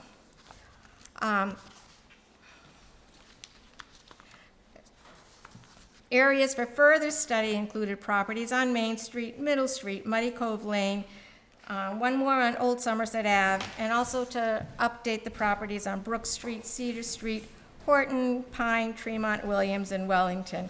And it also included a comprehensive sources, which I love as a teacher, just love seeing that documentation. So all of these inventory forms will be uploaded to the MACRIS, which is the Massachusetts Cultural Resource Information System. It's hosted by the Massachusetts Historical Commission. I'm not sure how long it's going to take them to get the forms uploaded. They say there's a backlog right now because they're doing a lot of this kind of work, but we'll keep checking. The big question, I think, for us is how will this information be available to the public? Not only through the MACRIS database, but we'll have the printed copies available at Town Hall and at the public library. We're also working with the Historical Society to have copies there, and the town historian will have copies. We're planning to provide a link to the MACRIS database on our new webpage when it's up and running from our page. The Dayton GIS map will have the historic layer added. I checked that today. It's not up yet. I don't know. We did get the hard copy maps last week, so it should be coming then. Yeah. Yeah, we are progressing there. Right. So, and then with the director of the library, Jocelyn Tavares, I'm planning a joint informational meeting sometime in November. And this meeting will include discussion about the forms and resources available for research. And the second question is, where do we go from here? So right now, the commission has to review and digest all of this information in order to address the recommendations from the report for our next steps. And then, of course, we are continuing the survey process in North Dayton and the Mount Hope area. Stacy Spies has been hired again as a preservation consultant to conduct the research. And she will be doing that starting the end of October. So that's where we're at. And if there's any questions? Mrs. Gales, thank you. Oh, you're welcome. Mr. Pacheco. I'm familiar with this. As you know, I'm the liaison for the Historical Commission, so I'm familiar with this, and thank you for all the work that's been done on this project. Thank you. Mr. Karen? Yes, if it is approved, does it affect what we can do with the building interior-wise? I don't think so. Okay. I listened Sure. to a webinar on the National Register of Historic Places, and I really want to listen to it again because there was a lot of information. And there's a lot of information out there, you know, but from what I understand, the interior, unless there was a qualifying, unless it's something to do with it, if it's an individually recommended property, I think was a qualification. But if it's part of a group, an area, and it's just the outsides of the homes, I do think, but I'd have to qualify that. And does it affect what we can do with the property, who we can put there, or does it change? The National Register is actually more of an honorary designation. It's not like a local historic district. A local historic district sets through town bylaws what you can do with the property and not do with the property, such as windows, siding, you know, whatever your town bylaw defines. The register is much more honorary, so if you decided to change a building, you can. They don't. If you decide to demolish the building, you can, because there have been National Register buildings demolished. Not in our town, but yeah. So this is probably, well, we have two National Register historic districts, Pleasant Street, the Wharf District, and down on Water Street, the Coram Shipyard District. Not many people know that. If there's no signage for it, that's one of the goals that we wanted to work on, is signage for that, and also to work with homeowners, you know, on helping to preserve their property. Not that we can do much than maybe guide them to some appropriate craftspeople, you know. Okay, So, thank you. yep. Mrs. Gales, I want to commend you and the Historical Commission Thank for all you. the wonderful work you're doing. I look forward to discussions about bringing up the history of the village. That's going to be an interesting one. With that being said, the fact that that is a Carnegie building, are there any restrictions as we move forward with the rehabilitation of that building? From Carnegie? Yes. Not that I know of. The Carnegie Foundation doesn't have anything more to do with those kinds of buildings.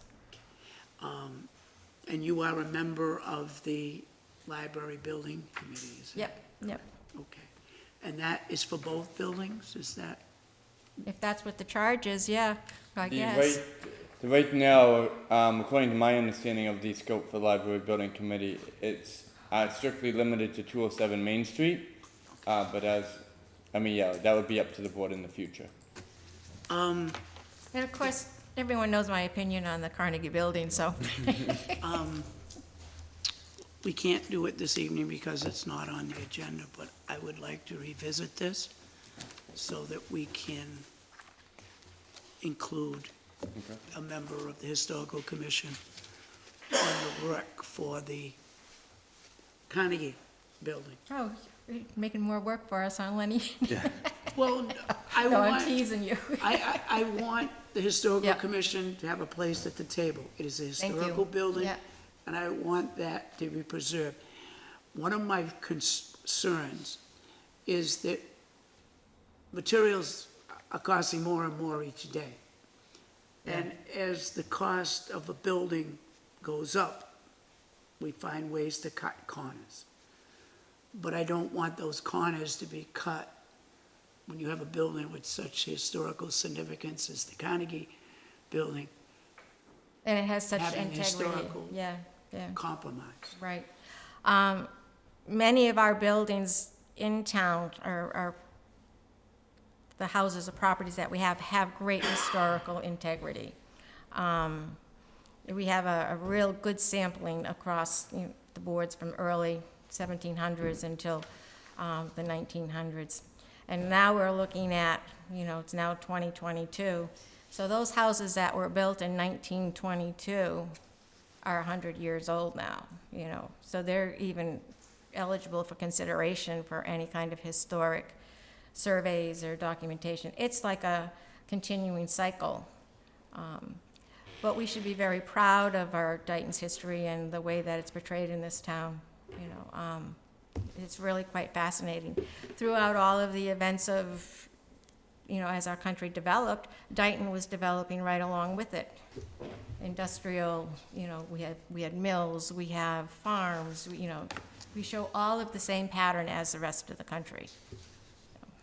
Thank you. And like I said, at a future meeting, we'll address that issue of Okay, the all right. committee for the Does OCOM. anyone have any questions, or? Any further Good? question? Okay. Mr. Gale, thank you very Okay, much. great, thank you. Next on the agenda is Mr. Reynolds. At the last meeting, we tabled the recommendation of the Land Use Committee, several properties to be auctioned. And I believe Mr. Reynolds has done his homework and has a presentation this evening, and if I'm not correct, you have a recommendation for the board. Yes, Mr. Chairman. Thank you. Thank you very much. Good evening, and thank you for the opportunity to join you tonight. It is my intention this evening to represent a list of parcels approved for auction by the Land Use Committee, as well as detail some additional information about the parcels, as well as the methodology behind their recommendation.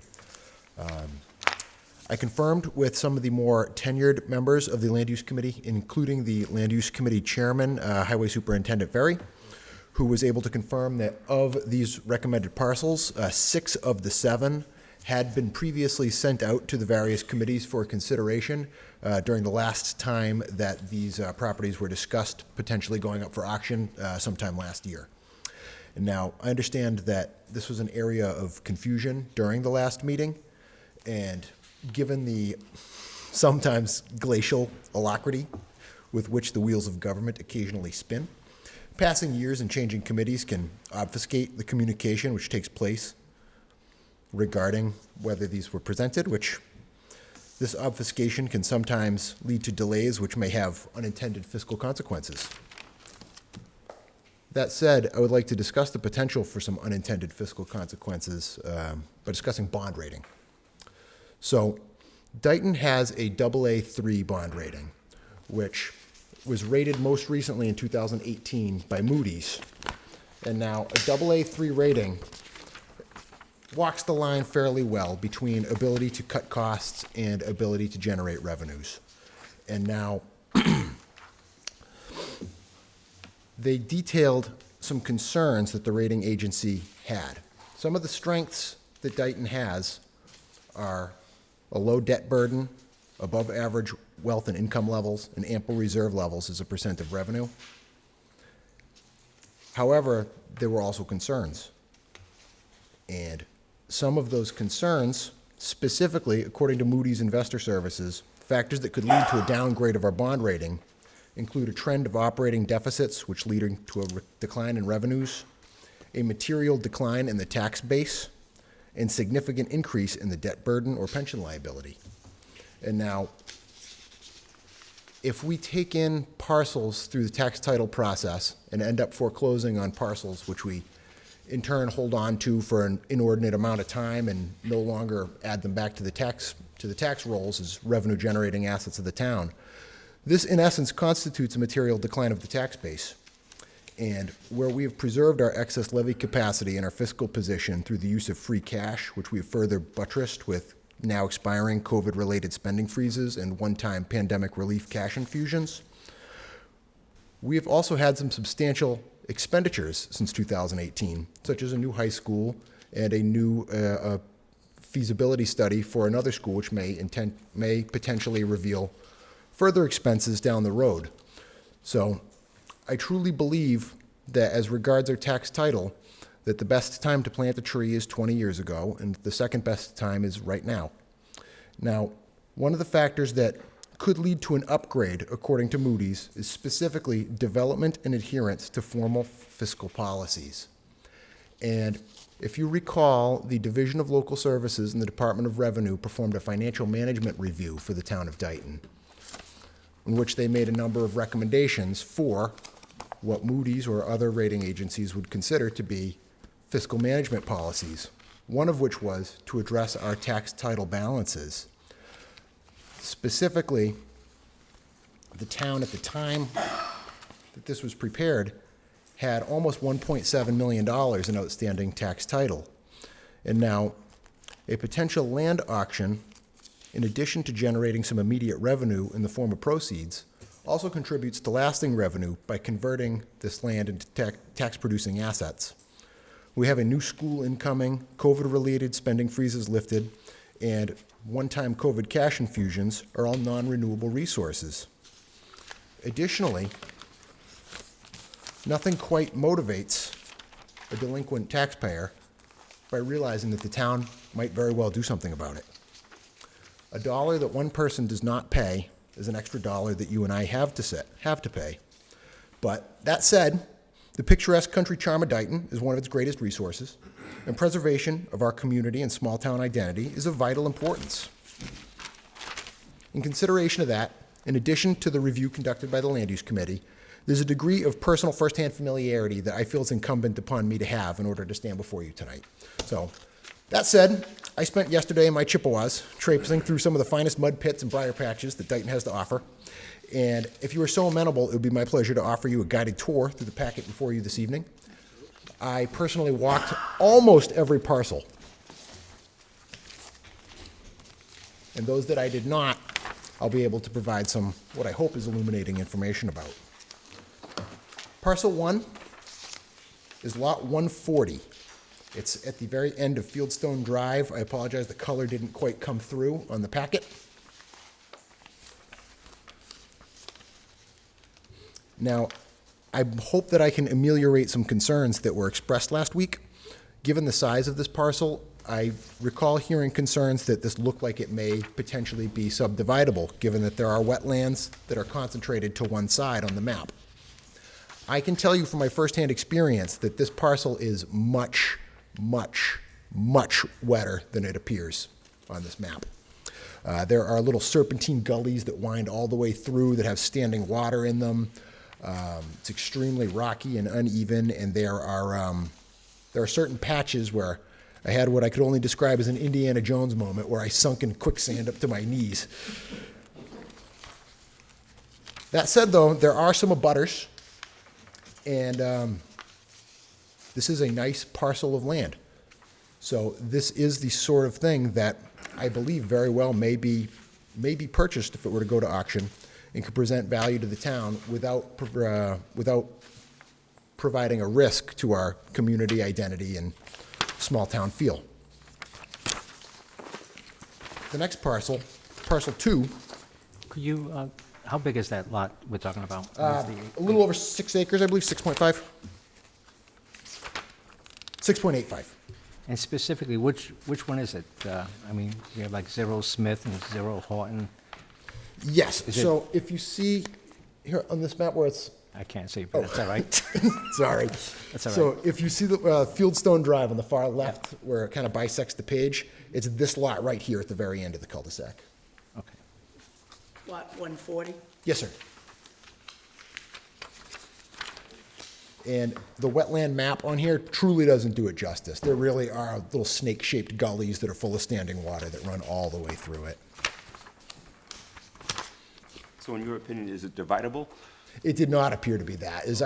I'm not a surveyor, but I do loosely follow modern architectural trends, and unless the moat and drawbridge makes a comeback, then I don't see any way.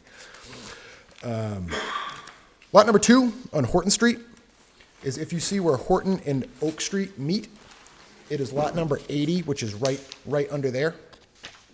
And that's about as wet as it looks. As you can see, the map provides substantial wetlands on there. That is fairly accurate. The ground is very soft to walk on all throughout. There are little areas of standing water. That I would be surprised if somebody could get a house there, let alone any kind of subdivision.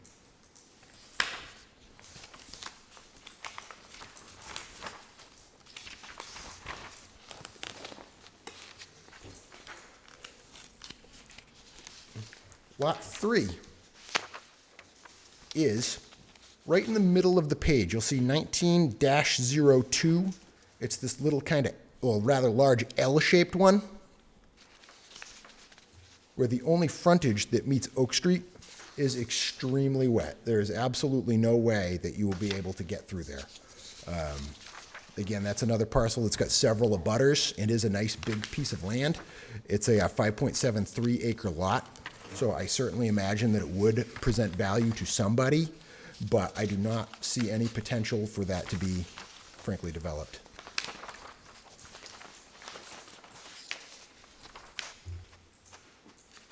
Parcel number 4. This one I did not walk. This is a 0.4 acre parcel. It is the very small little slice of pizza shaped wedge, which is 20-1. This is right on Winthrop Street as you were heading up to the right of the page. Off the page is about where Manheim would be, heading towards where Manheim would be, and then going up is about where Zeke's would be, and that little split off to the right would be off on the left side of the page. So this corner is where the gas station sits, and this would be potentially of value to an abutter, but otherwise I'm of the opinion it presents little to no value to the town as it currently stands, and we would be best served by trying to convert that into some revenue from an interested abutter. Excuse me, Mr. Reynolds? Yes, sir. Is that the property referenced with a value of $2,000? I think they're overestimating, but yes. 0 Winthrop Street. Yes, yeah, it's very small, very, it's very small, very awkwardly shaped. It's on a very strange grade. And it's also got the guardrail completely cutting it off. It's actually right where the guardrail is. So that was one of the reasons that I didn't stop to walk it, is because I frankly wouldn't be able to get access to it. Now, this is the other one that I was unable to walk. This is lot 40-02, which I did physically go, and I tried dutifully to get in. So if you see Chestnut Street here, all the way to the left, right in the center of the page is 40A. This is power lines. So this is where the power lines are on Chestnut Street. And there was frankly no way in for me to go to lot 4002. To get in, I would have had to walk through somebody's yard because this area is so overgrown. Additionally, it is directly under high tension wires. So that I had no way to get in, and that one I did not walk. But it is essentially inaccessible, and as I said, 40A does abut high tension lines, so I don't see any capacity to even get an easement in there if somebody wanted to, because they would literally have to drive through the power lines to do it.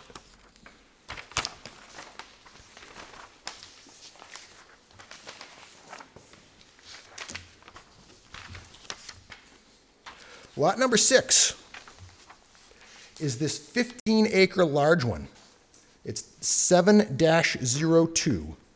There's a large parcel, if you have difficulty finding it, there's a large parcel about dead center in the page, which is 9-1A. The parcel directly underneath that. That's 9-1A is a good reference. It's the easiest to see. Directly under that is that rectangular 7-02. Now, with this parcel, I also did not have access, but I had some very great advice.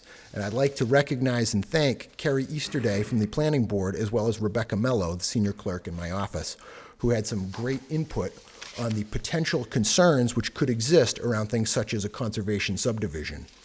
Being a 15-acre parcel, if there were not preparation ahead of time, could, in theory, potentially become a conservation subdivision.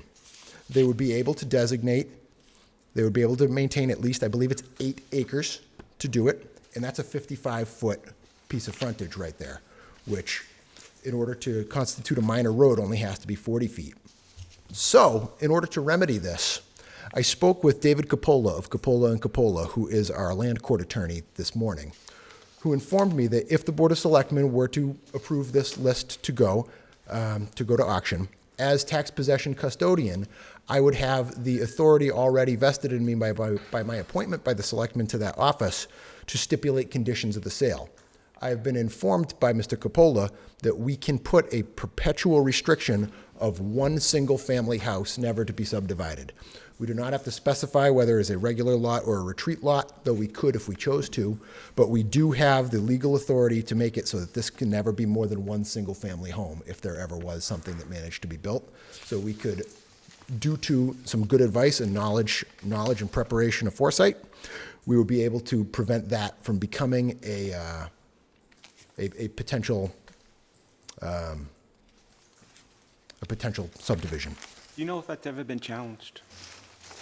Not to my knowledge. Mr. David Capola, our attorney, did not express anything that would give me any pause or reason to think that that could be challenged. Okay. He said that it was fairly common for a municipality to put certain restrictions Right, but on. And as far as I know, all those years on the zoning board of appeals, we've used that, but our attorney has told us it probably would not stand up interesting. for.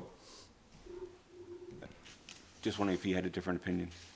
No, Mr. Capola did give us the explanation. He did say that we would have the ability to put Right. that restriction in place. Okay, thank you. Absolutely, thank you. Those first 6 conclude the original list, which was previously circulated, with one addition, which is number 7. Number 7 is lot 15-02, which is right on the right of this page. You can see it is the third one down on the right. Now, with this property, this, in addition to being wet, this property does have a private cemetery, which is on the property. This has been under consideration for sale by the town, going back to, from my email records, it looks like July of 2020 is when this first began the process of deliberation and consideration. It did obviously have to go to the Cemetery Commission for deliberation and approval. The Cemetery Commission did unanimously approve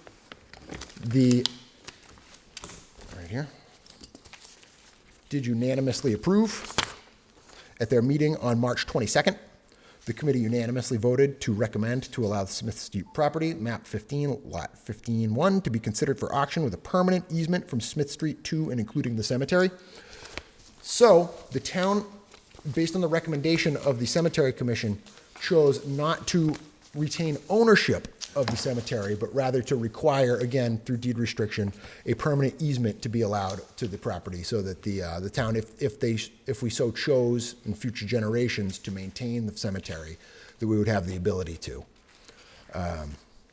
Other than that, again, as tax possession custodian and interfacing both with Building Commissioner Aguirre and our attorney, Mr. Capola, we would, of course, be crafting the language of the auction to match those restrictions to make sure that we are doing our due diligence. And if you have any questions, I'd be happy to answer them. Mr. Pacheco, any questions? I would just say that the 15 acres would be my concern, auction that parcel of land, especially if the deed restriction wouldn't hold up in court. Mr. Karen? No, he answered my questions along the way, but thank you. That's it. Thank you. I do have one question. Yes, sir. You mentioned at the beginning of your presentation, 6 out of the 7 parcels of land had been reviewed by previous boards and committees through the years. Yes. 1 wasn't. Yes, so that, lot 7, the one with the cemetery that I just discussed. And That what is street was that on? Smith Street. That one has gone before the Cemetery Commission, obviously, but rather it was not sent out to the conservation trails, open space and so forth. And both Mr. Ferry, Mr. Aguirre have also reviewed these? Oh, yes, this was reviewed by the land use committee. So this parcel was reviewed by the entirety of the the quorum of the land use committee. And at the meeting in which we voted to approve to recommend these for auction, myself and Mr. Ferry and Mr. Aguirre were all present. Would you have any objections if I asked both men for their recommendation? None whatsoever. Mr. Ferry, in regards to the property under discussion at 0 Smith Street, in your discussions with Mr. Reynolds, did you have any objections to going forward with the auction of this property? No objections. Mr. Aguirre, in your discussions with Mr. Reynolds, did you express any reservations to the town proceeding with the auction of the property at 0 Smith Street? No, sir, I do not. Thank you very much. With that being said, Thank you for your time. I will entertain a motion to approve the Land Use Committee recommendation as presented this evening to go to auction the 7 properties as spelled out this evening. Make that motion.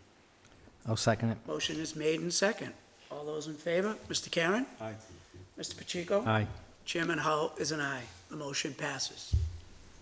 Mr. Reynolds, go forth and do what needs to be done. Thank you.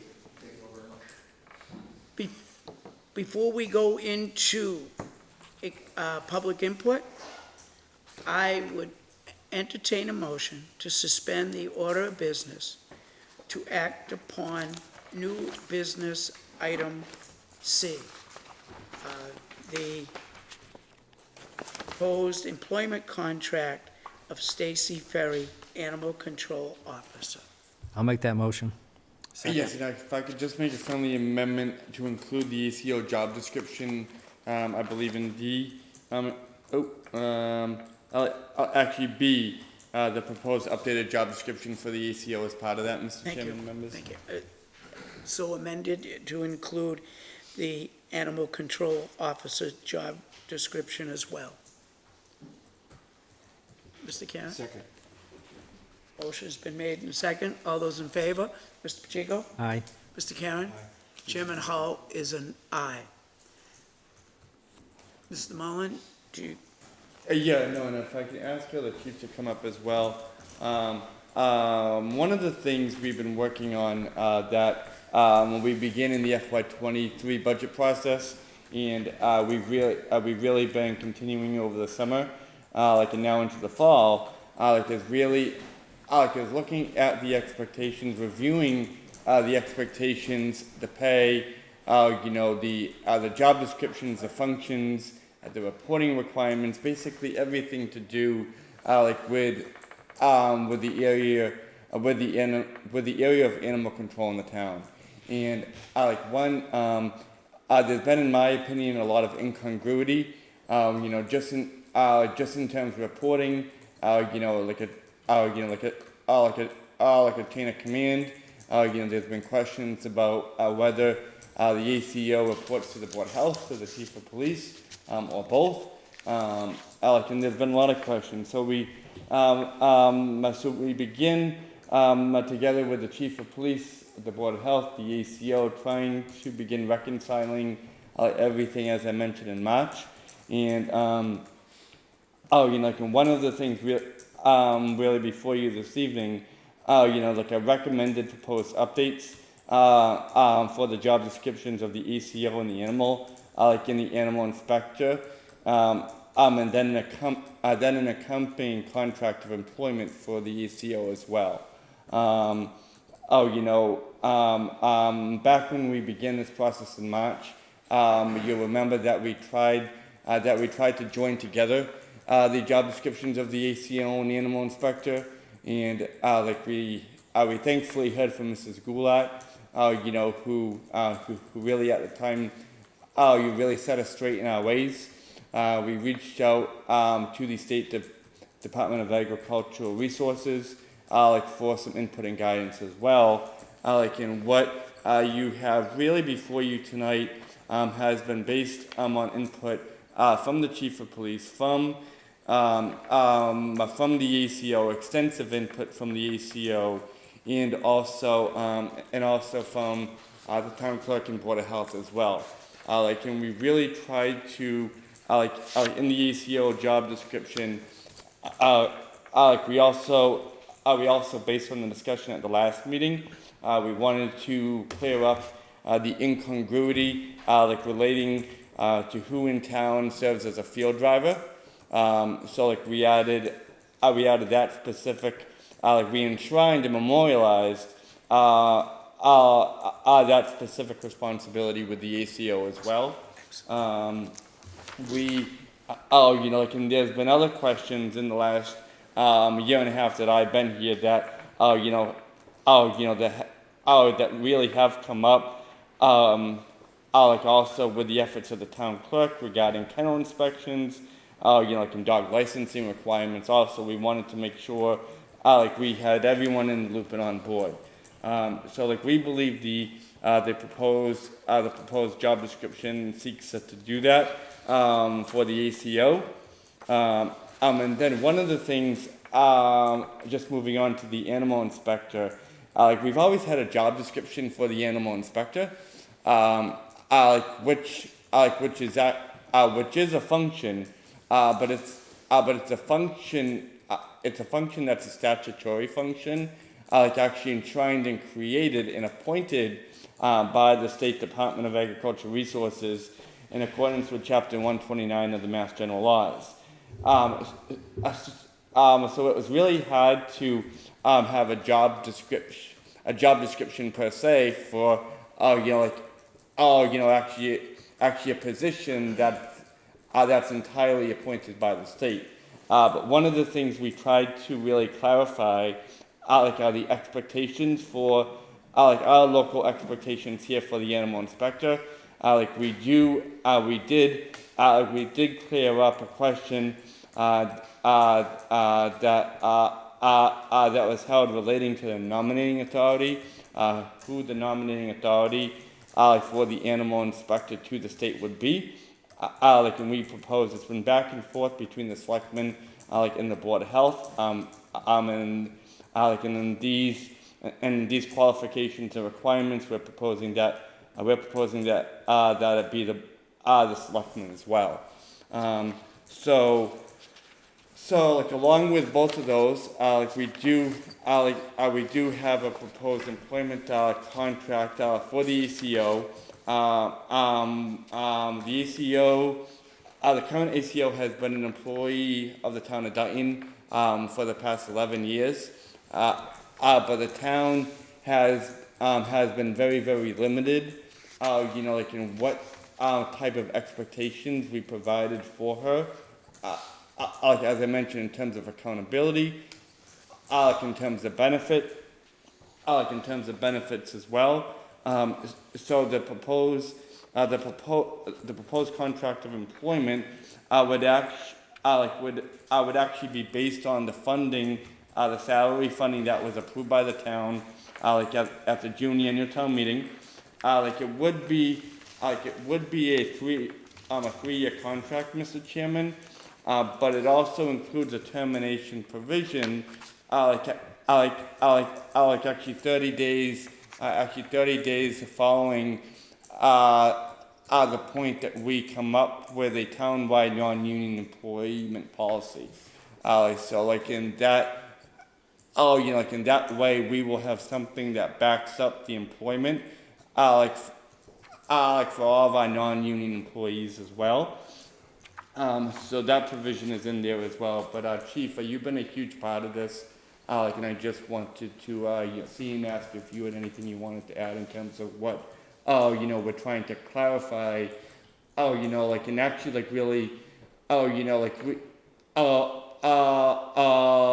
think restructure this whole arrangement. Yeah, obviously you summed it up very well.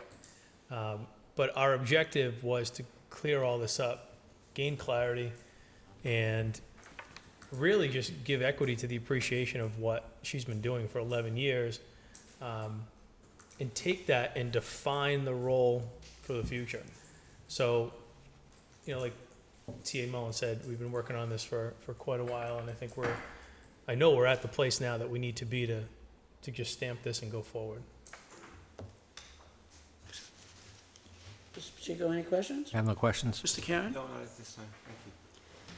Mr. Karen, Mr. Mullen, Chief Cronin, Mrs. Ferry, thank you for working together in a very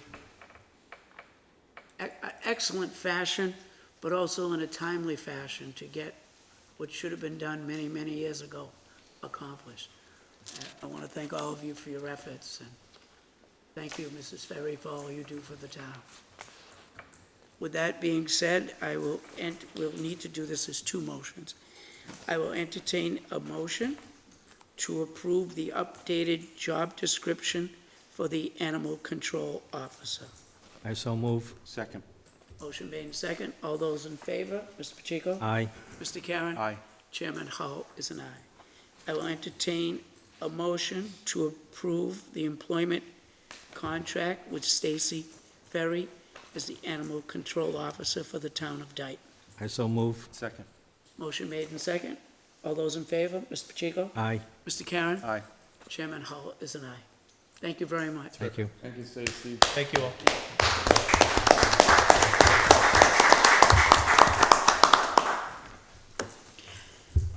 I'll entertain a motion to return to the regular order of business. I so move. Second. Motion made in second. All those in favor? Mr. Pacheco? Aye. Mr. Karen? Aye. Chairman Hull is an aye. Public input. Before I begin public input, I just would like to mention that, one, it is limited to 5 minutes, and that if you are an employee of the town and the business that you have is such that it involves a review, discussion, and a potential vote, that on an item, that you first meet with Mr. Mullen to have it placed on the agenda.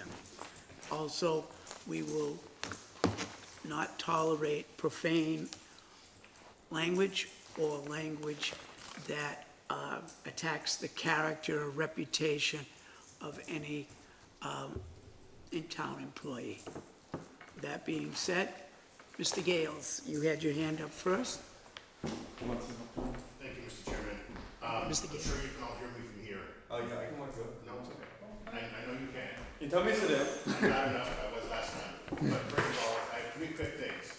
First is, I wanted to let the Board of Selectmen know and the town know that I, as of this afternoon, gave to the town administrator information from the Commonwealth of Massachusetts Mass Office of Disability. The Mass Office of Disability, as everybody knows, was responsible for funding the ADA grant, which provided for us to do a lot of projects over this past year. As a result of what we've done and the way we've done it, specifically in the Mass Office of Disability's annual report, Dayton has been singled out as the town that they focused on in their annual report this year for what we've accomplished. So I wanted to let everyone know that's a report that goes to all of the state reps, all of the state senators, all of the governors, and to different folks within the executive team of the governor's office. So I think we should be very, very proud of that. You have the information there for residents who want to see. Otherwise, it is posted on the Dayton Commission for Disabilities website, and I'm sure tomorrow it can be posted on the town website as well, or with a link. So that's number 1. Number 2, as the ADA coordinator again, I wanted to let everyone know that with the assistance of the hard work and assistance of the Parks and Recreation Commission and the Highway Department as well, the North Dayton Park should be completed in less than a week. I commend everyone for all of their incredibly hard work on it and all the time and effort they put into it. I know that there is a request from the Parks and Rec Commissioner for people on Sunday.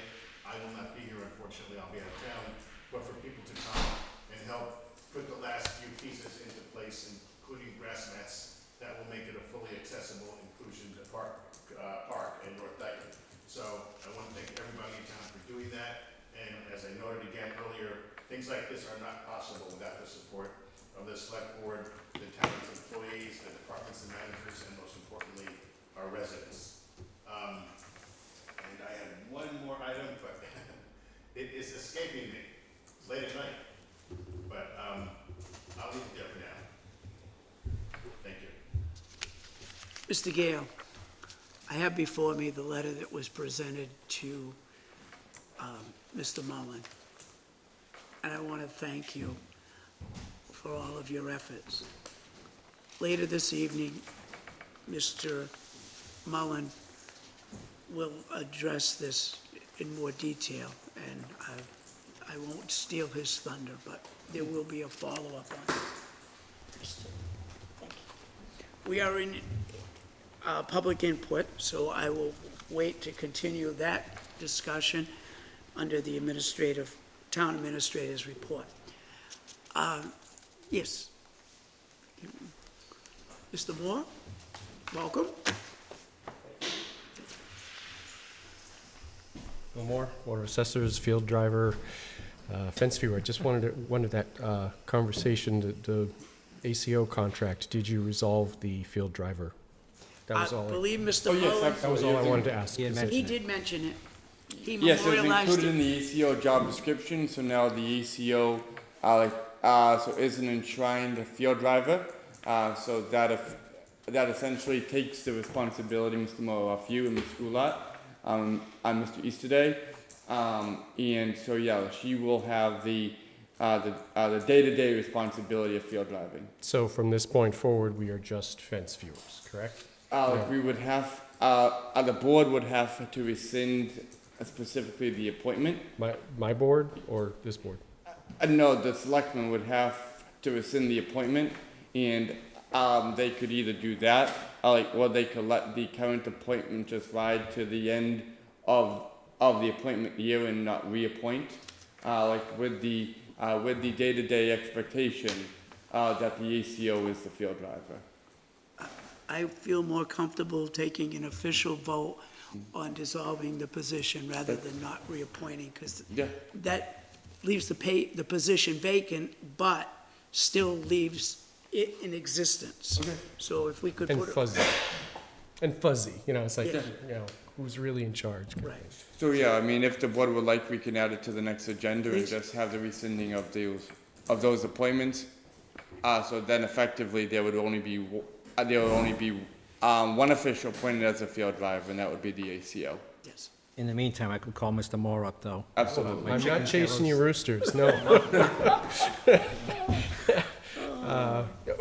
Just maybe a little asterisk, we had another case with the fence viewers, and so we're solving another That's potential problem. Had a meeting today. Yes, and saving the Commonwealth of Massachusetts a so. lot of money, because otherwise, if we didn't have that position, people would be in court. I think Lawyers, I actually court meant to fees. say last time I was standing here to make sure Mr. Mullen and others, that you let people know that we exist.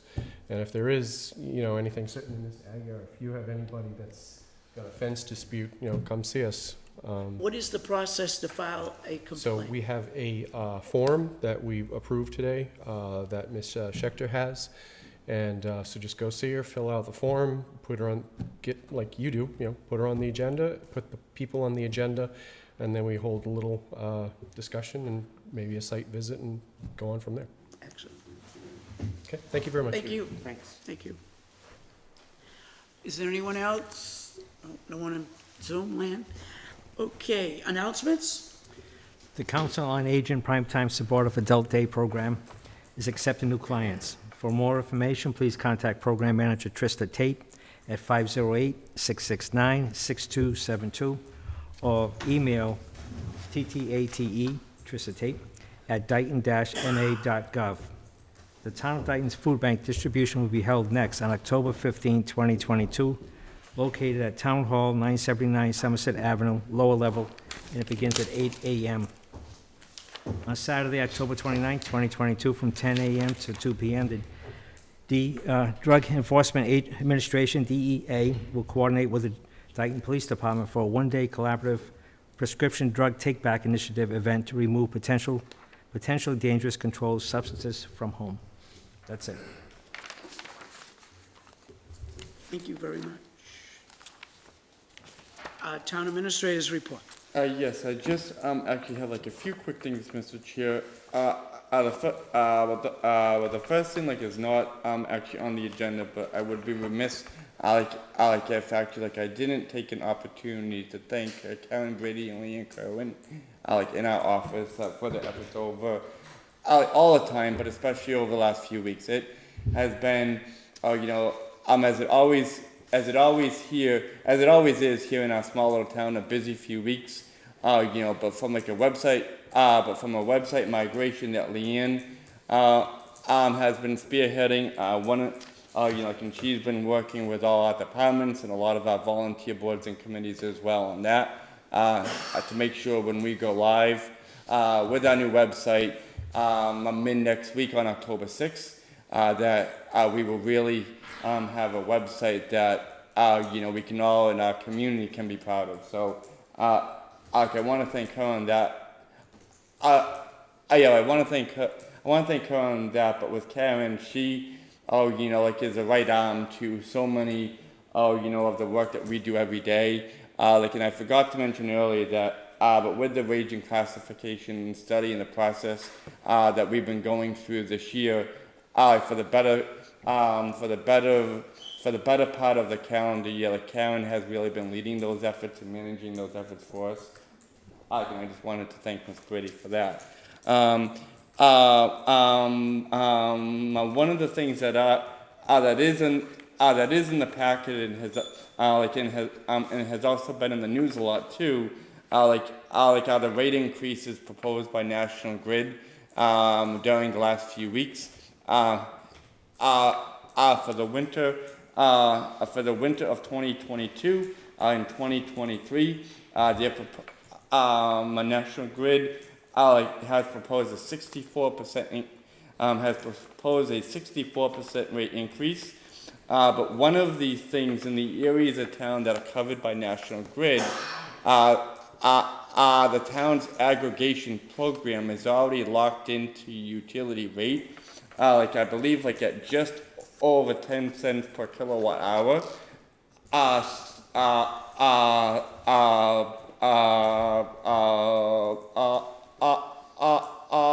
So this,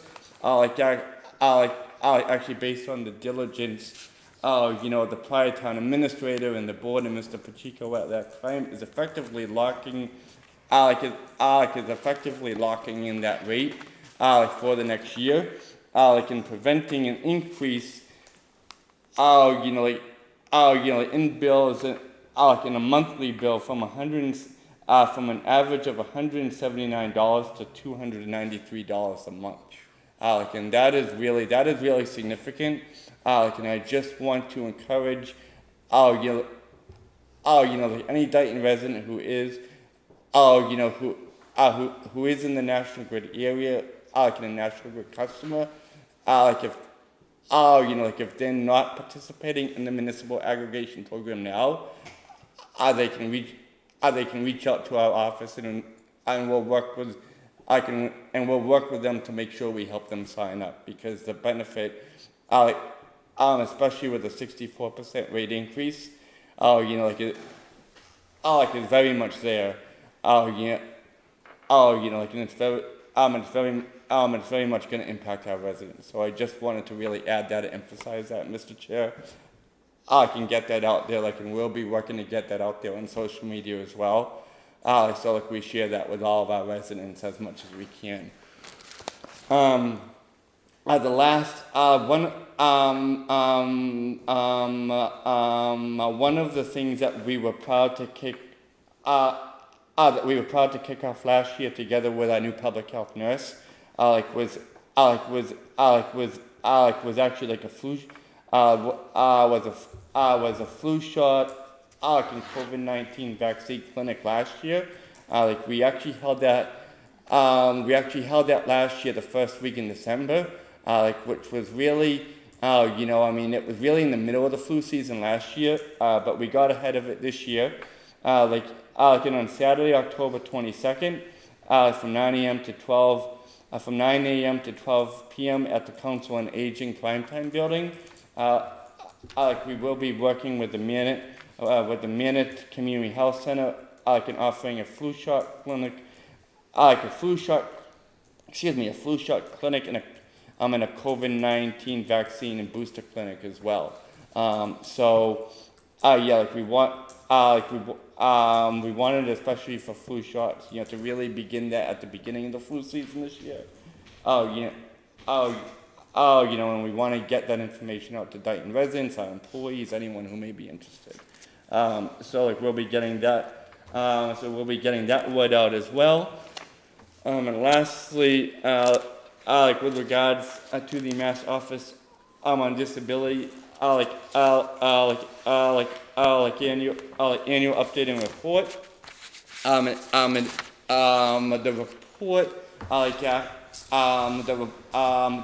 The report, as Mr. Gill mentioned, does put the spotlight on our grant efforts. The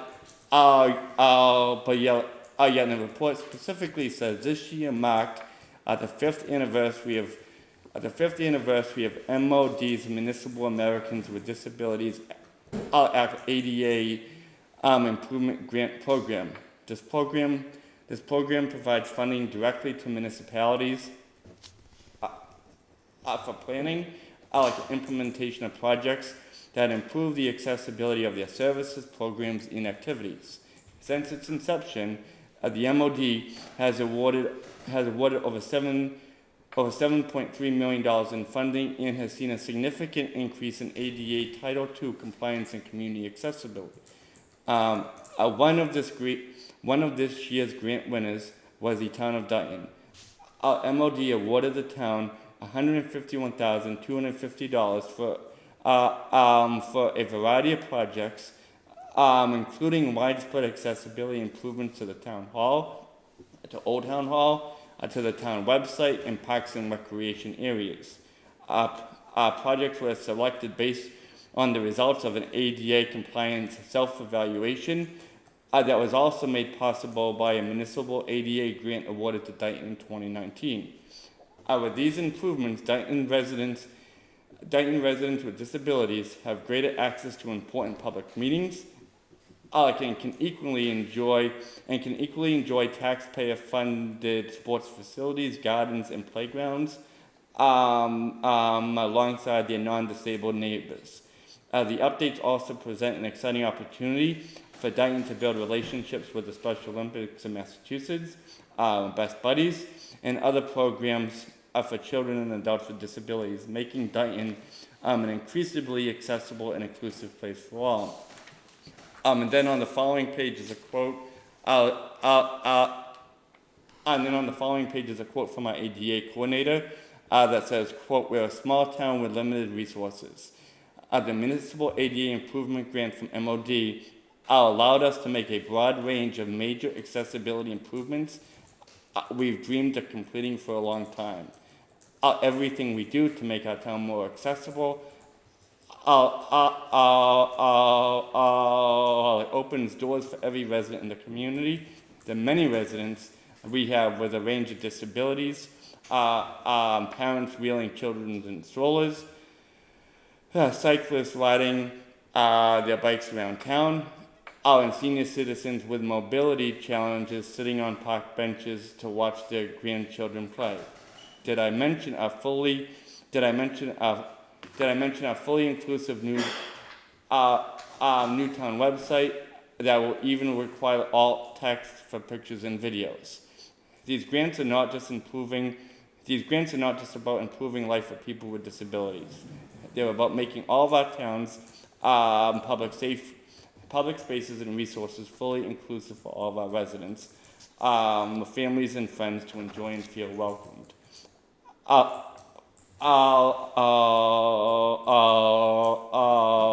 our town's ADA coordinator, and as a person who is totally blind myself, I can personally and truly say that we'll be enjoying and expanding on the success of this project for decades to come.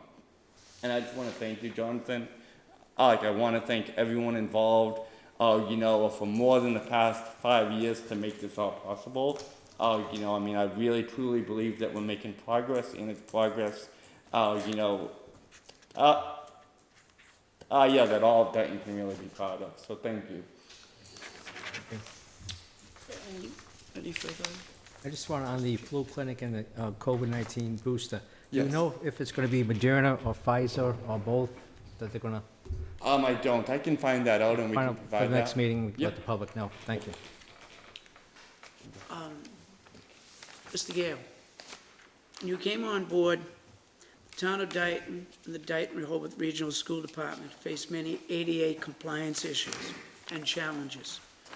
To learn that Dayton has been spotlighted by the state's ADA for its efforts in improving accessibility and ADA compliance says volumes about the care and compassion that the people of Dayton have for each other. I want to thank you for your efforts in helping to facilitate that.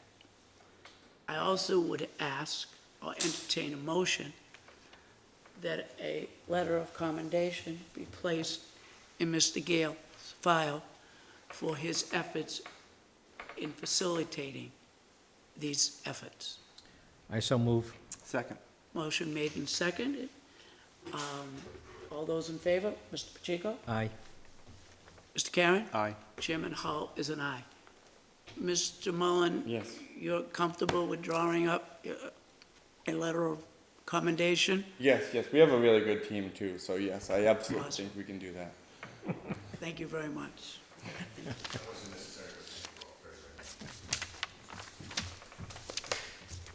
Under Selectmen's reports, Old business? I'm sorry, old business? Sorry. It's no old business. Selectmen's reports? No? Okay, sorry. just- Yeah. Oh, Yeah. The Agricultural Committee met on September 20th. They voted to change the community garden's name to James Briggs Garden, as it was been called by many other people. They also coming up with recommendations for livestock in town. They will be submitting that to the Board of Health. They haven't finalized the regulations and restrictions.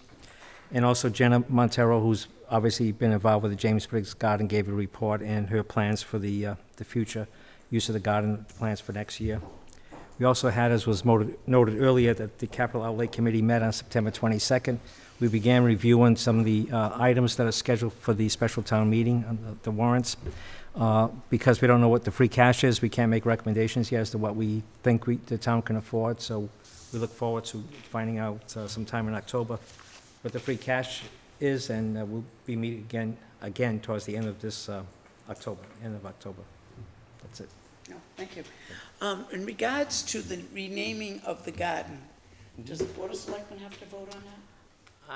I don't think so, since I think we put the community garden under the auspices of the Agricultural Commission, but if that's, maybe we can put it on the agenda to vote on it. To be maybe honest the next with you, meeting. I don't know the protocol of that, so I'll only be guessing if I tried, Because but. it is a town garden.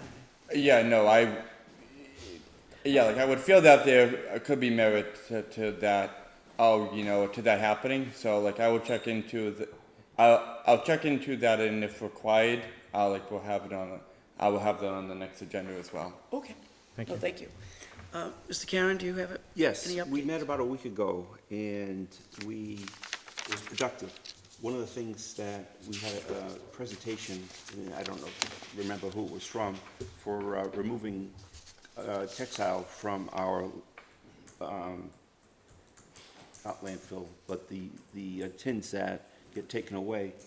And one of the things that they had mentioned was selling the used clothing back to this company that would, in a sense, save us a few $1,000s a year by taking it out of the recycle bins and trash bins and putting it into a recycle bin. So one of the things that they're going to ask that we do is allow at the transfer station, one of those bins that we so despise around town, for people to drop off used clothing. As well as possibly having drives for people who drop off used clothing and other things. So that would avoid all the pink bags, Part of them. yes. And save them money, because they have to buy those pink Right. bags, right? They're not that expensive, but it would save money.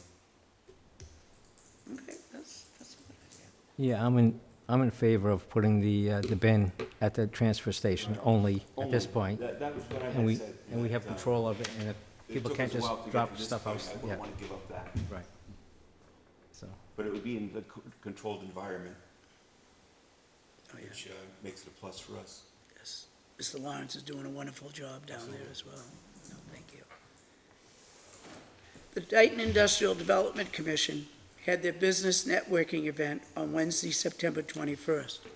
I might add, it was a historic event, first time in Dayton's history that a business expo was held. It was held at the Bristol County Agricultural School. 18 businesses from Berkeley and Dayton attended, along with several area banks. The Taunton Area Chamber of Commerce co-hosted this event, and special thanks to Chamber member John Gagat, and Dayton Industrial Development Commission Chairman Dan Higgins for their efforts in making this a wonderful evening. Lizette Gonzalez of Serpent, along with the Seed Corporation, were present to help area businesses as they tried to navigate through these difficult economic times we live in. Lizette and Mike Mellon are working quite hard in helping the DDIC create an economic development plan for the town of Dayton. In November, there will be an open forum to discuss this proposed plan with interested Dayton residents, and that will be held here at Old Town Hall. In regards to the schools, I have two. On October 22nd and 23rd, from 10 a.m. to 4 p.m., Bristol County Agricultural High School will have its 85th Fall Show. Student exhibits and displays will be held. And on the Saturday, the Dairy Barn ribbon cutting ceremony will take place at 10 a.m. This barn is historic. It is fully automated and one of the top automated school dairy barns in the nation. So it's going to be very interesting to see.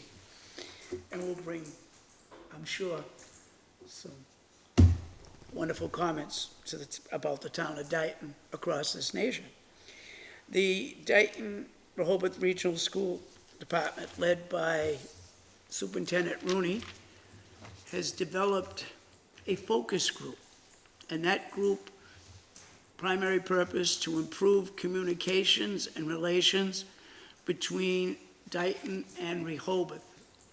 And that will involve 8 members, the chairman of both the Rehoboth and Dayton Board of Selectmen, the vice chair and chairman of the school committee, business agent Mr. Baxter, and Mr. Superintendent Rooney, and Mr. Mullen, and Mr. Ruder, who is Rehoboth's town administrator. We will be having our first meeting on October 19th, and I'll report back as to the direction in which that, or how we are going to proceed. Mr. Rooney has brought great excitement and has brought 2 communities together, and it's really a wonderful thing to watch happen. The Water District. The water ban has been modified. Odd-numbered addresses will be able to water Monday and Thursday from 5 to 8 a.m. Even number addresses Tuesday and Fridays. They do state that new lawn construction or lawn reconstruction will require involved landowners to obtain a waiver from the Water District, and they should contact the Water District because there is an application that must be filled out. It's almost like getting a permit for permission to do major watering of lawns. That's all I have. Thank you. Is there a fee for that? I don't know. He didn't mention there wasn't. On the website, it doesn't talk about a fee. Under new business, proposed special town meeting warrant articles. So yes, thank you, Mr. Chairman. We do have, and the public has, for the viewing pleasure, like at this point, like I believe, almost a 40 article proposed warrant for the November 1st special town meeting. At the board's request, I am working to set up a joint meeting with the FinCom, so that the discussion and the recommendation on the warrant articles could be done all in one night to streamline the process. That also works because at this point, we are waiting to finalize the close of year end for fiscal year 2022. The town accountant is working extremely diligent on that. Has already actually submitted everything to the Department of Revenue. So we should know in fairly short order like where we're gonna be, so we can plan forward. To special town meeting. And just as I mentioned, that we have almost a nearly 40 article proposed special town meeting warrant. Like within the next few weeks, and we have until October 13th to finalize the warrant. There are a few potential proposed warrant articles, that once we get into the specific discussion about them, I could see a recommendation that a few of them, may not be referred by the board, to be on the actual printed warrant, so we can have that discussion as well. But I do think based on number one, like our fiscal limitations, and frankly, in some cases, as well, like our fiduciary responsibilities, like we will, and we do have the opportunity to whittle it down further. But like again, I wanted to thank Ms. Brady for like putting what we have together thus far, and then over the next, really over the next 2 weeks, we can work on finalizing, solidifying it, and making recommendations for the November 1st special town meeting. And I'm happy to take any questions at this point, Mr. Chairman. Ms. Pacheco? I have no questions. Mr. Karen? No, I'm all set. All of you have had the opportunity to review this. Since there are no questions, I will entertain a motion to approve the proposed special town meeting warrant articles as presented this evening. I so move. You're not implying that each article is... Yeah, we don't have to do us. No. This is the initial approval. Yeah. It's almost like we proofread them and... So what I would recommend at this point, because we don't have recommendations yet, that no action be taken, but we just wanted to like present it for like review tonight. If we had more information, if we had maybe like a free cash number, we could get into specific discussion. Right. About what articles may be, we might be able to pull, and what articles, we would we would present the town meeting. But if we, but in my opinion and recommendation, if we, if there was a motion to approve the article as is right now, it could create a perception that everything here is going to end up on the final warrant. And that actually might not happen. So we might be premature at this point, Mr. Chairman. So we don't need to take action on this evening. I'll withdraw my motion. Okay, thank you. Yeah. Thank you. Review, discuss, and act. Request to appoint David Phillips as an associate member to the Conservation Commission. I so move. Second. Motion made.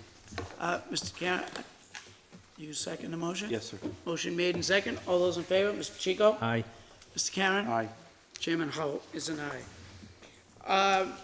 Review, discuss, and act, ratify surplus action items list. You waited. Mr. Rucci, Mr. Aguirre, thank you. Hello, everyone. James Aguirre, Building Commissioner. Hello, Dayton. Hello, Selectmen. I'm also the Director of Municipal Facilities. I think I'm the only agent for the Board of Selectmen, so I'm guessing that's why I assume this responsibility. But nonetheless, because no one else I'm fine with it. Either that or I left the room and Tom Ferry volunteered me. It's one or the other. But That might have happened. so it's my understanding that over the past couple of years, this board has acted on declaring items surplus to bring to auction. However, that's happened at various times and dates over the last 2 years, so I thought it would behoove us to have one list that was compiled by the auction company and myself. This is the actual live list for the auction. We have, I believe it's 38 lots Some of the lots are a singular item, some lots are composed of multiple items. So I'm just looking for ratification on the list as you see it. This is the list that will be live on the auction. It will run for approximately 2 weeks, at which time the high bidder will be awarded the item.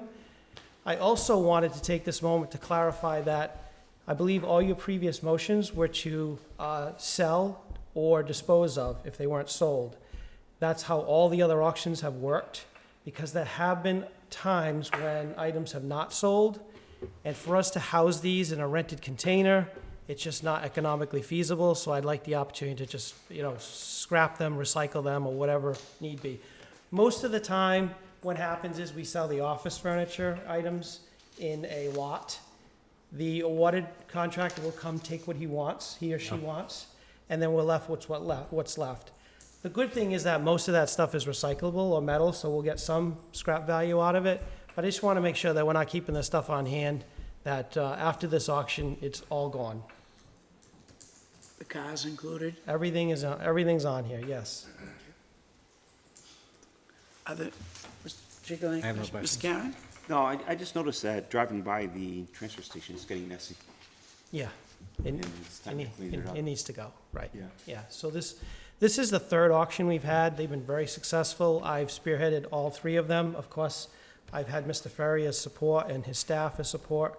But I think this is great. It gets the items that are no longer usable, and they are all well-used items, by the way. We're not selling anything that still has life in it.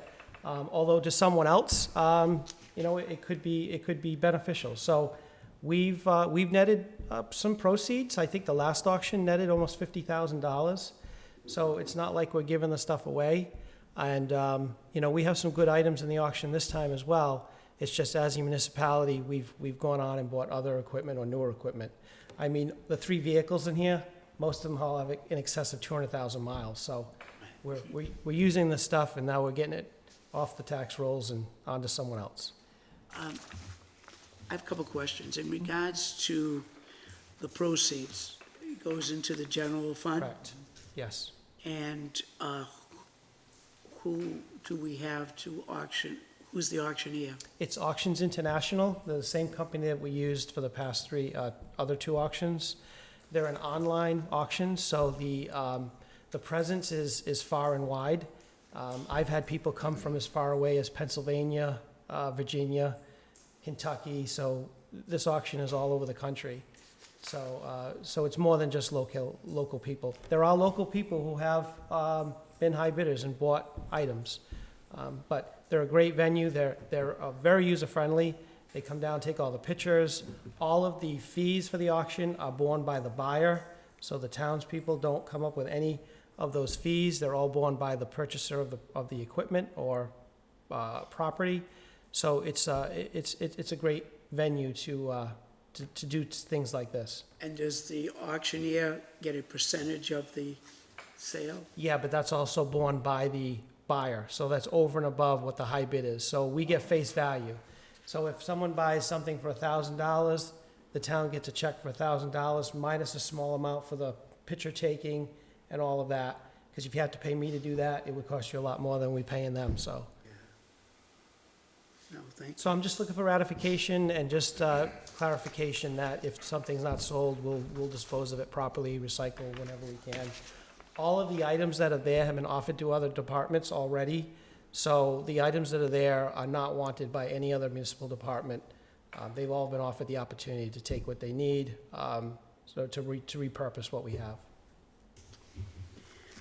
Unless there are any further questions, I'll entertain a motion to ratify the surplus auction items list as presented this evening. And to properly dispose of those items if not sold. I'll make that motion. Second. Motion made in second. All those in favor, Mr. Chico? Aye. Mr. Karen? Aye. Chairman Hull is an aye. Thank you, Bill. Thank you. Thank you. We have next, review and discuss and act hired snowplow rates. Mr. Ferry?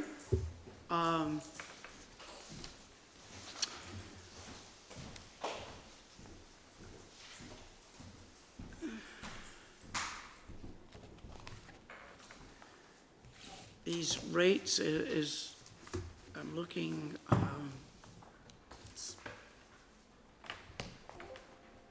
a little bit higher than neighborhood communities, is that correct?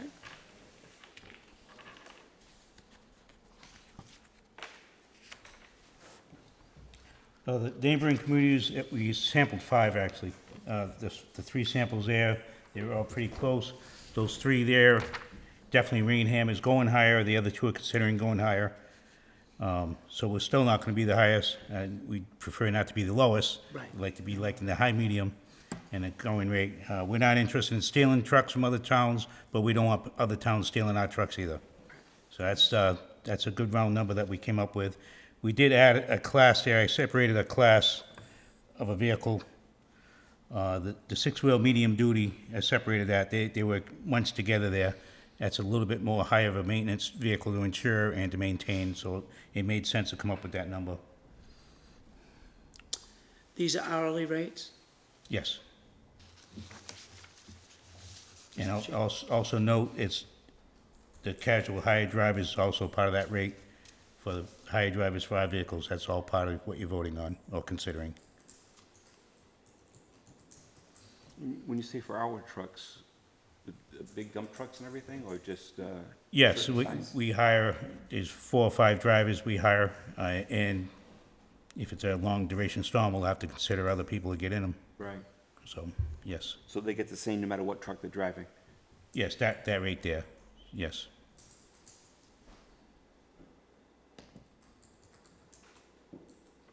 Are there any further questions?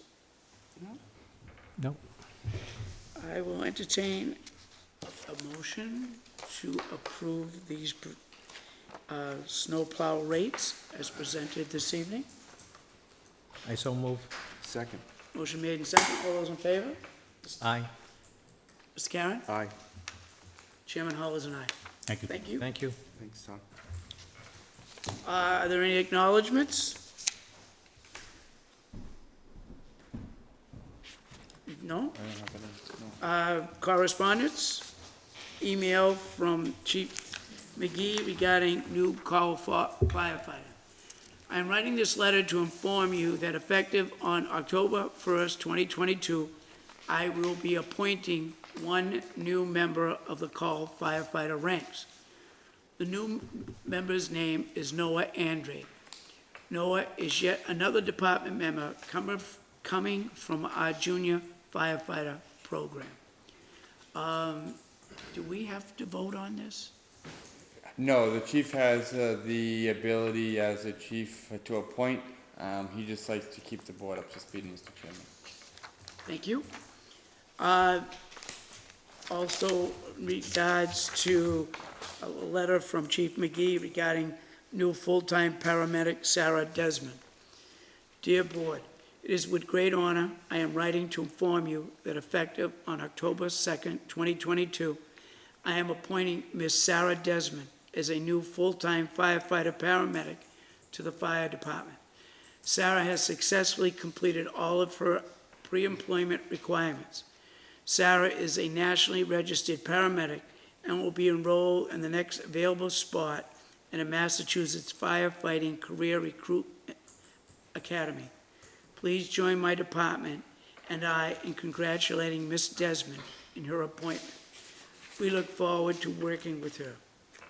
Also, I'd like to say a big thank you to firefighter paramedic Matthew Silver, Local 4332 President, Deputy Chief Stephen Ponce, and Town Administrator Michael Mullen for all their assistance in the interview process. Without them, the process would not have been completed in such a timely manner. Thank you, Matt, Deputy Ponce, and Administrator Mullen. Any questions or concerns, please don't hesitate to contact me. Respectfully, Christopher J. McGee, Chief of the Fire Department. With that, unless there are any questions, approval of the Board of Selectmen regular minutes of August 24th, 2022. I so move. Second. Motion made and second. All those in favor? Aye. Mr. Chico? Aye. Mr. Karen? Aye. Chairman Hull is an aye. Approval of the warrants. Mr. Chairman, I'll make a motion that the Board of Selectmen approve the following warrants for September 21st, 2022. 12A-23, $115,657.42, and 12B-23, $143,547.48. Do I have a second on the motion? Second. Motion made and second. All those in favor? Mr. Pacheco? Aye. Chairman, I'm sorry, Mr. Karen? Aye. Chairman Hull is an aye. Warrant dated September 28, 2022. I'll make a motion that the Board of Selectmen approve the following warrants dated September 28, 2022. 13A-23, $107,034.76. 13B-23, $23,660.95. And 13C-23, $216,708.15. Do I have a second on? Second. Motion made and second. All those in favor? Mr. Pacheco? Aye. Mr. Karen? It's an aye. Public input.